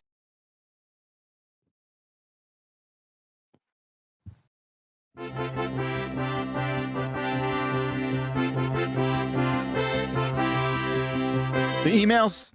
That's the only part of the song I remember. It's the only lyric. Sorry. Jan does it much better. He'll be back next week. Oh, kitty cat. What? Oh, there's a cat on. She's being a I lot love- right now. She's Yeah. just constantly trying to step on the keyboard right now. So Well, we can't have another cat ruin Cat Jerf Man. Come on. No. Get line. Bombcast at giantbomb.com. That's the email address that you can use and send us your thoughts. Thomas in Helsinki writes, a question for Dan. Yes. For $1 million, could he hold and eat 4 ice cream cones simultaneously without letting any drip onto the ground? If so, can he explain his strategy for doing it? I mean, for $1 million, I would try, certainly. I think it's one in between the index and middle, and one in between middle and ring, both hands. And then you just got to like go around the rim like crazy, real fast. And like, I think for $1 million, the thing is, I have really sensitive teeth too. So like, I can't just like bite ice cream that well. But for $1 million, I think I would just like take like the whole top and just try to just like swallow it whole. Right. And then everyone's shaking their heads and smiling. Well, because this was obviously just a way to get you to say fucked up shit. I Okay, feel so like. anyway, here's we just asked Dan Reichert what he would do if 4 firemen showed up to his house. Oh my God. Oh Wow. my I didn't know. goodness. I didn't know. Oh, Dan. goodness. Let's I'm talking go. about Oh my God, we ice got cream. him. I'm You just know. talking about You ice walked into cream that. How here. could you do this to my Everyone friend Dan? loves ice cream. You walked That right nostalgic into it. Between the treat. fingers, I would take the. Oh, it was perfect, Dan. Wow. Thank you so Oh much. my Damn, what, like, God. did you not think for a second? What do you think this was? I did I not had no consider idea, that. Dan. I did not consider it. No. I would have Right fallen for around the the same rim exact was trap. the best part, I I think. did not get Yeah. that. I was yeah. about to explode. I was trying to have a I poker saw face, the and I had face the of worst Spider-Man. poker face. It's, Oh. Once I started seeing your faces, I was like, I see what's happening here. Okay, great. No, I Yeah, was yeah. clueless. I was like, I saw him like, why are they all reacting like this? Just This is we'll what just figure cut out out the one time he strategy. said ice cream. When he said ice Yeah. cream one time, I was like, shit. But yeah, just cut that out. Otherwise, we're good. Yep, got it. obvious. Yep, well played. That is a trend on social media. So Oh, yeah. wonderful. I Yeah. see. I Yeah. see. Okay. All right. Good strategy. William has written in and said things Kayla said while playing Halo. Oh no. Okay, these are all. Maybe we should go. Should we go around the room? Let's do that. Let's go around right. the room. Do everyone have this email? Yeah. Up? I'm Yeah, I ready. He's calling me when you want me to say one. All right, Mike. Get your fucking egg train out of my freight car. Grub. Should we? Should we, Cortana? Why don't you shut the fuck up and do something useful for once, you bitch? Fuck you, you hallway of dorks and Oniglyphs. Fuck you and your horses. Sean? Bitch, bitch, bitch, bitch, bitch, bitch, bitch, bitch, bitch, bitch, bitch. She really Dan? chews on it when she says bitch. Dan, your turn. Oh, you better shut the front door, you bitch hole. Mike? I'm having pickle flavored vodka for that. You could call it a romp my pickle. So I asked her for a recap of the story, and she said, "This is good for you, Dan." All right, here's Kayla's recap of the Halo story. Well, we are on Earth. We came from space to go to Earth, where the Halo is now 400 BC. This is before Cortana became extinct. What? So we're going back to please her because she knows what's going wrong with Earth, because Earth is trying to kill itself from the flood, because the flood is a type of parasite that's killing all the living things, and the Earth is living on this Halo. So we, the Master Chiefs, are coming down to the Halo to extinguish all the flood and bring in a new era of peace to the Halo, where all the Cortanas continue to be yellow and yep. You're not on Earth. And That's the the Earth thing. isn't on the Halo. Chuck kept coming in the chat and saying, "Oh, it's on Earth." I'm like, "What That's are not Chuck Earth. talking about?" Right? Yeah, Isn't it's it a not? Halo. We're Very on a clearly, Halo. it's Halo. Yeah. It's a You're Halo. on a Halo. Yeah. I was confused about that when I watched. Was it Cortana supposed to be blue? I was confused too. I was There's very always confused by gold that. when you were playing it. I was like, what the hell is Yeah, that? I didn't understand that. And she was like purple She near the changes end. color for stuff, right? Yeah, Like when I she didn't know has what it data was. or something. Maybe. My Just mind she was mood- always mood just skin? kind of purple and blue. It was like bluish to me. Yeah. Mhm. Chuck has invaded the podcast. Yes, Chuck. And you dumb bastard, I said Halo in the series does go to Earth. Oh, Chuck, you just ruined the whole podcast. We know we have to edit. Oh, us to we're edit not recording in. this. Chuck, leave, please. Yes, that's crazy.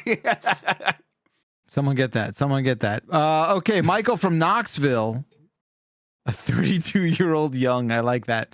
Last week on the Bombcast, the Cleveland streamer, Mike Minani, bemoaned being included in with the olds of Giant Bomb during a conversation about whether you'd want a professional chef or professional driver. Just so you all know, I've not met a single person that has said driver. I've asked no less than 20 people this or that, and they all have chosen chef.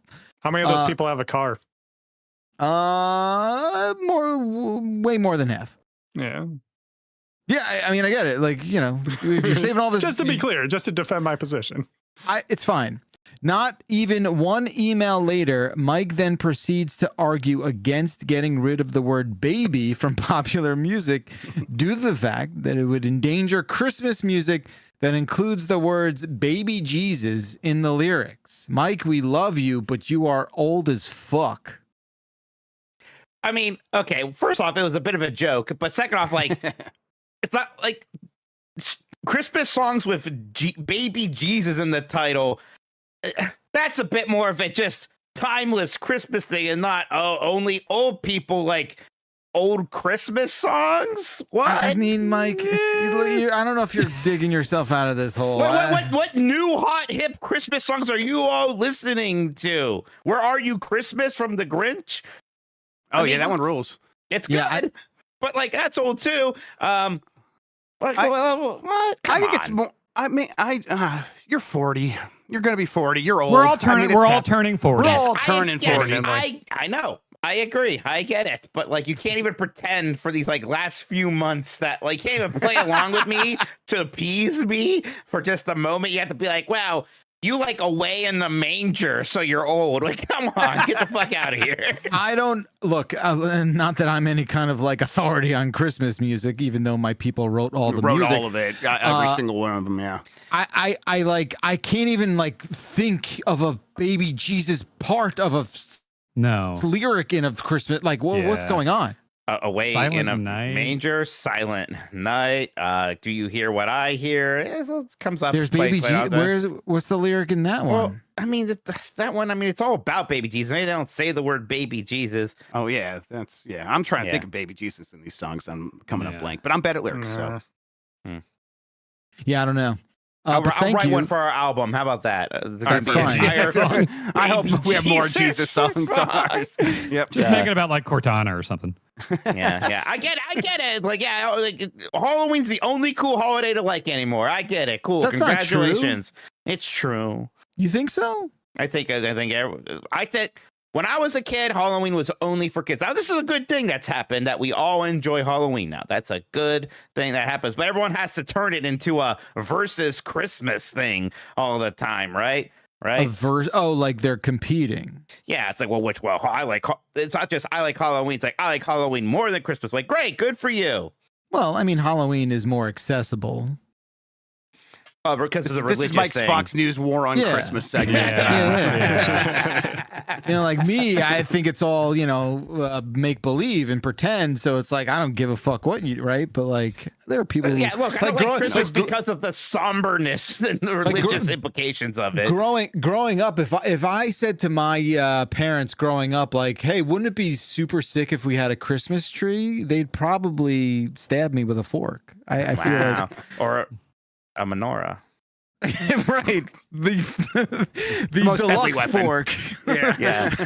The Jewish deluxe fork, also known as a menorah. They kill you with a jive. Right. Okay, that's pretty good. Can a jive work on jelly? Yeah, it can. I have used it. I've used it on jelly, the PB Jive. Yeah, Okay. absolutely. Yes. Okay. I will. Do So you it's use called the PP jive, right? Peanut butter jelly knife.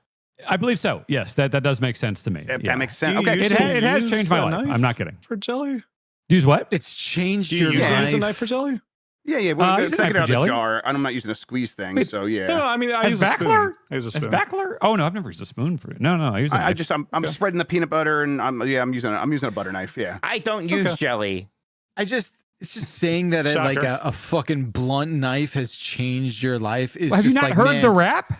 I have. Does Are you- Jesus come up? It's Are you the whole familiar deal. with the It says- revolution? It says get it. on the packaging, I it will know. change your life, and by golly, it did. Oh, I get it, but He like does make peanut butter sandwiches every day, right? Like every day you're making Almost a peanut butter daily. sandwich? Yeah. Yeah, you know what? I'm going to get crazy. I was going to make a bagel right after this, and I think I'm going to use it for cream cheese on a bagel. You guys heard that, right? That was a little Wow. weird, that bagel, right? It's bagel. There Bagel. was a little something there you were check doing. the tape. Check the tape. Okay, I might have had something in my throat, wasn't but it's quite bagel. bagel. It is, for the record, it is bagel, is how you say it. Yes. There's just some steak on that A. when you There's say something it. going on there, guys. What are you doing to that A? Bagel. I don't know. Something strange. Bagel? Something- I don't like it. Guys, I don't know. Bagel. I don't know what the study. You're compromised. I think you might have been compromised. Backlar, get a PB Jive and get back to me. It will change your life. Yeah. Get them Tell to your mother fucking now. sponsor the goddamn program. Jesus Christ, give them so much fucking marketing. I'm buying one. I'm giving But them hey, money. this is Will's fault. This is all Will's fault. Yeah. That's true. Yeah, Shame totally. on you, Will. I Yeah. just think there's no that kind of knife is not changing anyone's life. It does have 4,000 reviews and it's 4.7 stars on Amazon. People That's pretty love good. the PB Jive. I mean, it's Yeah. like a bidet changes search your life. reviews for the word life. okay. Let me get in there. Yeah, I've had a lot of people change their lives because of it. It's just, I don't know. At least It has. 3. On an almost daily basis, Ooh, it has changed my life. This new bidet toilet we got in the bathroom downstairs. Did that change your Yeah. life? Well, we had like the add-on in our bedroom up here, but we just redid the bathroom downstairs and we put in one of these Toto seat warmer ones. Oh, that's crazy. Yo, I go cheap. have you guys ever had the pleasure? No, I mean, No. I just do the tushies, which are like $30 or whatever, Yeah. and it is just ice Those are cold great. water straight up your asshole. But I don't mind that. I actually Oh, don't mind yeah. that. It's invigorating. Yeah. I don't mind it either. Yeah, But this new Jimmy Jam they got, the people at Toto, they've been thinking. They've been But doing a lot of thinking. but that's so much more involved, right? Like, How isn't that, so? is it a whole? It's a whole like It's a whole. Is it a thing you added to your existing toilet, or is it a whole new toilet? It's an entire See, that's what I'm talking about. That's a whole operation. I'm just getting a fun little bonus on mine. Sure. But my point is, when you're buying a new toilet, like this is what you do. Like I Yeah, wasn't if I was going to buy buying a a toilet, normal. I would definitely consider it. Okay. That's Yeah, true, I was gonna Yes, buy if I it. needed the new toilet, I would consider a real deal, full on gimmick. Yeah, Like yeah. it's time. All the toilets you buy require electricity, right? Like it's time. It's time that they have a wireless love that. remote. It's How time long do that they have toilets a- last, though? I feel like toilets would last like millennia. I They mean, do last a long time. yeah, they they keep it maintained. But if you're, it's like if you're like, if you're like some people here and you're redoing your bathroom. My toilet's Yeah. squeaking a lot. Well, it's more like a hiss. yeah, when you sit Okay, on it, that's- or when That's it's just lonely. the filler. Those things are easy to replace. Just look in the back tank. Because it keeps getting louder. It's Yes. like, and now So- it lasts longer. So what's probably happening is the plunger might be letting in water when Yeah, it you can shouldn't you can be. adjust it, or you can get like those things are like $12, and you can Yeah. fix it in 5 minutes. Oh, the flapper thing? Okay. Yeah, that is YouTube will have tutorials where it's like, even Flapper. I, not a handy guy, it's like, oh, this is very easy to do. the very flappers were easy. from the 20s. And I think Yeah. that's the level Now of they're in toilets. complexity that I'd be okay with you doing, Dan. I I've feel done like that. the flapper. Oh, I've been doing home improvement lately. I redid good. our trash compactor thing. We had a mirror that was askew, and I bought new mirror hangers and drilled anchors into the wall to kind of I right. used a level and everything to make sure we're good. Yeah. Hell, did you calibrate the level? No, it's just the phone one that kind of has the thing, and then you can do the bubble thing. The bubble thing works too. Although I did think I fucked something up yesterday. Maybe there's a yellow jacket hole on my deck. I was out there. I was cleaning the deck, and I Yellow noticed jacket hole? Like Yeah, a like nest? For nests, yeah. Yeah, it was a Okay. nest in the wood, basically. And I saw just a billion bees going in and out. And so we just had a guy today come and actually like pest control came today. But my plan yesterday was for the video listener, this is just a hole that is like the size of a dime or so. Yeah, it's like a bullet hole. Yeah. And there were just a million going in and out. And I was already washing the deck with the hose. And I was like, they can't like this. And I just like pointed it and I did it. So it's just a direct thing. And I sprayed the water into that hole for probably 90 seconds, I would say. Where did you think that water was going? Killing them. Then what? And then disappearing? I didn't think past that. Yeah, obviously. Wait, I hope that didn't fuck up because the guy came today and put a bunch of like pesticide stuff in there. Cool. I hope the water didn't fuck that up. But like my thought was like, there's no way they can survive in there if I'm just like spraying it. Turns out it's yellow jackets. I thought it was carpenter bees at first, but he said today, I just got the service report. It was a yellow jacket The nest. service report, the autopsy on your insect situation. Well, Yeah, he said not to plug the hole until like maybe winter because there's larvae and stuff in there, and they will like if you plug the hole, they will try to come in the house. So the hole was in the actual house or Yeah. something? The So you house, sprayed yeah. water into like the house. the wall outside. yeah. Well, so there's a lot of wood in there, and your water is going to maybe cause water damage and mold. now. So what do I Why'd you do do that? now? Well, now you got to spray. Now you got to put a hair dryer in the hole. And I you mean, got I know, can do a man. direct shot. I mean, there was probably gallons of water I put in there. I didn't think about. I figured it'd just get out somehow. Oh, we know. right? Yeah. We know you didn't. I subscribe to thinking before doing, but look. I don't Wait, know. so what do I do? mean, Is this come going to be? Do I have to do something now? I mean, I don't know. I'd have to like look at the wall a little bit more, but Yeah. I would definitely make sure that there's Yeah. not standing water in there. And if Like- the water seeped into the wood, the Yeah, wood that's could not- rot and it How could do I even get check moldy. that? Why'd you do that? Oh, take the wall out. Just sledgehammer it. Open it up. I thought mean, it if would you- drown them. We don't have easy solutions for incredibly stupid problems. I'm sorry. So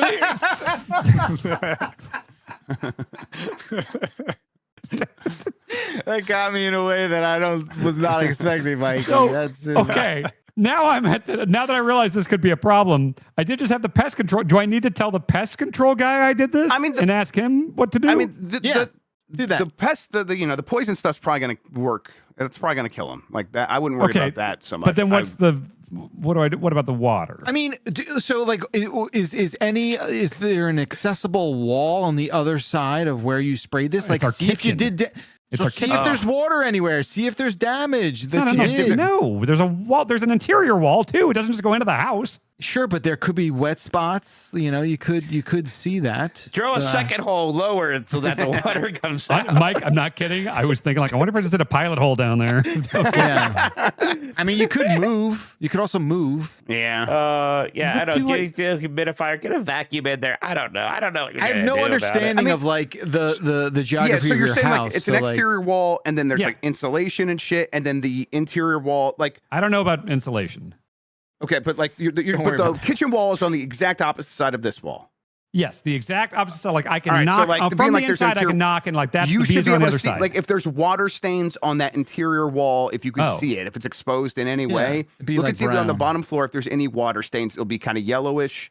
And then what's below it? Because that's where water goes. I mean, down here it'd be probably my bathroom down here. Yeah, you're just spraying water inside your house, it's don't like do the that. wall, the outer wall. but Yeah, in don't a do That hole. is your house, Dan.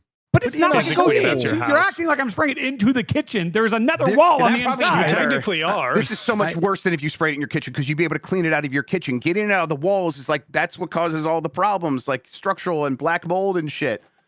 So who do I I mean- call? Well, look, here's the thing. I don't want to freak you out. Good job, Mike. I am freaked out because I sprayed a lot of fucking because I was trying to be like I was trying to Sure. do it right, and so I was like I'm going to be thorough. If I'm going to do this, if I'm going to risk getting stung, I'm going gonna to spray do this it for right. a long. I love so how, I like- mean, it was in there. The last 6 months you've been living your life by this whole it's not worth the risk methodology, and then you proceed to spray 10 gallons of water into the bones of your house. Man, where the fuck is Austin when you need him? I need Vinny on the horn or something right now. I need I need Listen, an expert to handle this. water has one. this funny thing of drying, right? So It's a lot. odds are it's fine. Yeah, I get it, but like it will dry, and mold happens when things are constantly wet. Yes, it So, was constant. Yeah, you don't want know. you just don't want it sitting there. If there's like a puddle of water that's like an It's inch deep probably- sitting in there, It's and gonna be you'd more be than able to an see inch. that it would be like it would be coming out of that interior wall. Can you in some way. can you also But maybe it's solid. do like the wall is not mesh. It's It's wood. drywall, right? Is it steel? Is it I don't brick? fucking know. it's The probably house. wood behind the whatever. It's drywall, and it would yeah. it would seep out of that. It would and that seep out of absorbs drywall. water too. Yeah, Yeah, it absorbs water like crazy.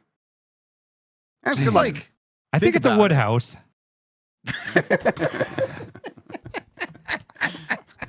It's almost certainly drywall. Yeah. I mean, see, like, but you need to keep in mind we're getting the house painted. We're getting the house painted, and like they were we're on a speaker call with the color consultant lady, and she was like, yeah. So okay, so it's all like, do you have brick? Something about like the brick. She came by and looked at the house, and she was like, and I was like, I don't think we have brick. And Bonk was like, yeah, we got that. And I looked at it and it's like, oh God, a huge chunk of the front of our house is brick. And I had no idea. Like, it just looks like, when I looked at it, I was like, yeah, that's bricks. I just never thought about it. Like, you're just on the phone with the insurance company. You're like, so what kind of house we're doing? Dude. You're just like, it's a wood house. I don't think you realize how many calls I have like that. Like the recent chimney one where they're like, what do you mean you're not going to use the fireplace? It's like, no, we don't want to. We're afraid to. Like, yeah. It's not worth the risk. We know. Right. Fill it with water. Well, now I'm worried about the fucking water in my walls. Well, yeah, you should be, but also like I can't help you, and I don't want to.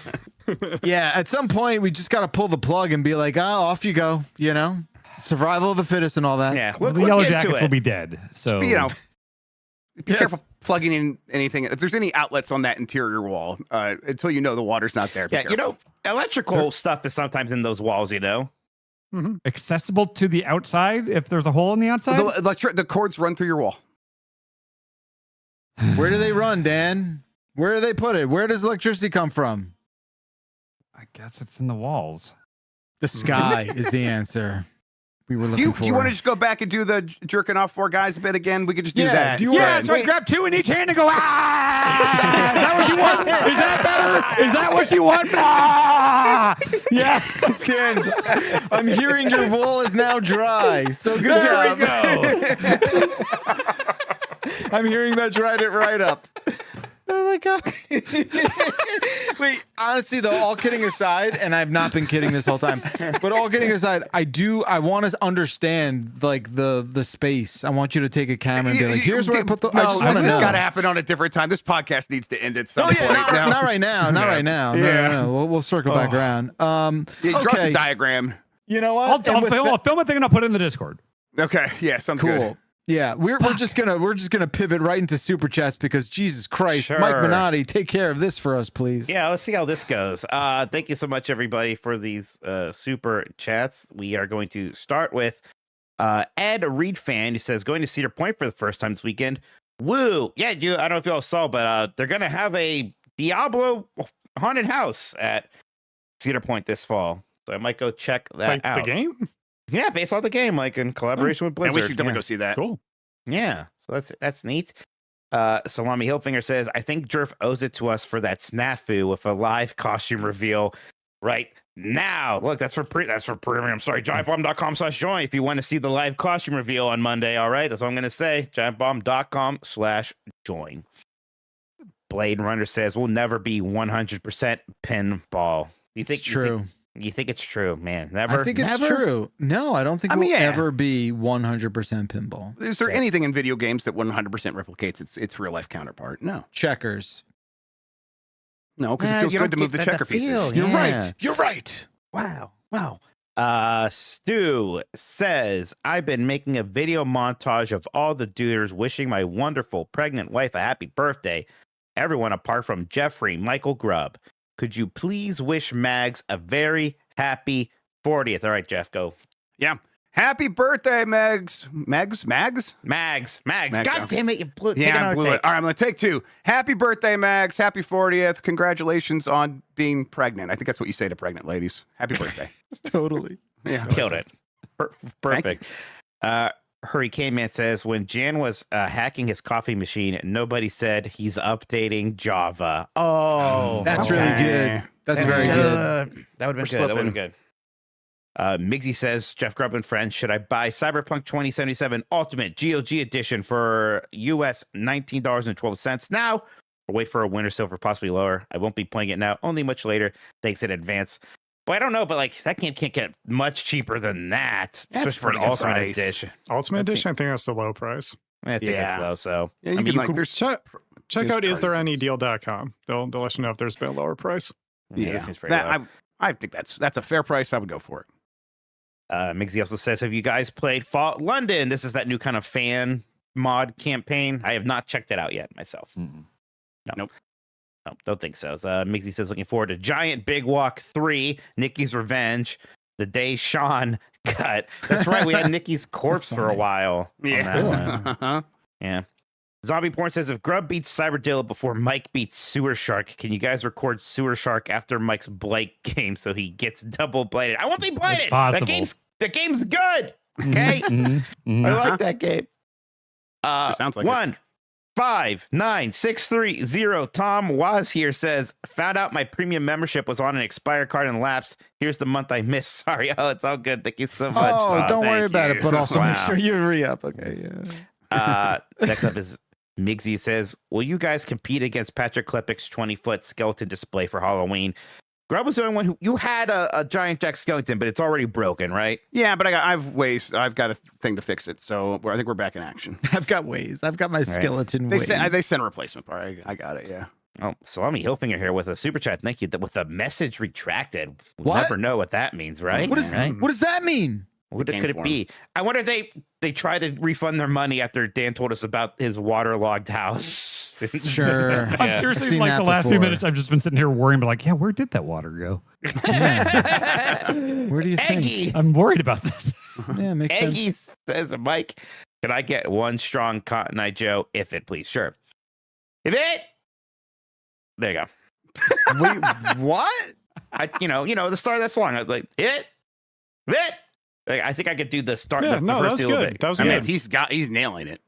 Yeah. Because this Okay. he really goes up there for that it. Right. Cool. Oh, and then one more. Yeah, you guys see this? Zombie Report says also y'all think that Zelda Switch 2 is legit. There's been some leaks of like Yeah. bugs for a Switch or a Zelda, like an Ocarina of Time edition of the Pro Controller and Switch 2. Here's some. Sean, hit the news for a second. Can you do that? Can you click- Yeah. Images of a 40th anniversary Legend of Zelda Switch 2 and Pro Controller have reportedly leaked. VGC's got this, and usually they're pretty good at like they post it when they kind of have a good understanding that this is real. We've also had rumors for a very long time that this was going to happen. Special Nick was saying this a long time ago, And yeah, I think this looks real and it looks pretty good. Oh, That's cool. yeah. If this is real, this looks really nice. Yeah. Yeah, it does. It's just like generic 40-year anniversary Zelda.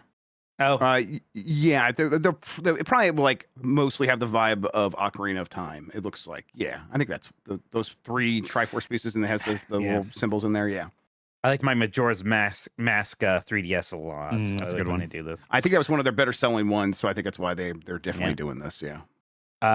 So there you go. That's it for the super chats. Thank you, everybody. Thank you, Mikey. All right, that is just about going to do it for us. What else do we have going on here at Giant Bomb headquarters? Call a folks? carpenter. A carpenter? Is that who I Yeah. call? Dan's going to live stream his Yellow Jacket haul. We are going to have Jesse Vitelli joining us on the voicemail dump truck. That's Thursday, 1 p.m. Eastern Standard Time. Make sure you tune in to that. What else we got going on, guys? Gosh, we're recording some things this week, so we're gonna be busy with that. Again, Cat Jerfman premiering first episode live on Monday. More Blight Club fun. Grubs, you're making great progress in Cyberdillo, right? I am making progress, I'll say. Not great. Fantastic. Excellent. All right, Can we make call sure. Vinny? No, I mean, he's not. He's You going need hang to up. call Vinny. No, You don't call do Vinny. that. Dude. The as much as Vinny, I'm sure would have a good laugh at it. You have to call someone who can get to you if they need to. No, Just like wanna- to be clear, don't call Vinny to fix the problem. I just want you to call Vinny about this. Yeah, Oh. no, I mean, just call him now. Yeah, just get him on the Yeah. call. Yeah. Yeah. Jeez. You just need to find where the water went. I think that's Yeah, I'm gonna go look at it. It went I'm somewhere. gonna send you a video immediately after this podcast. okay. Great. Appreciate it. yeah. I want to. I said you should live stream it. All right, that'll do it for us. Thank you so much to Dan, Grub, Benatti, and Sean. Jan will be back next time, and we love you very much. Thank you for tuning into the Giant Bombcast. Have a great rest of your week. We'll see you next time. Bye bye. Wonder Swan.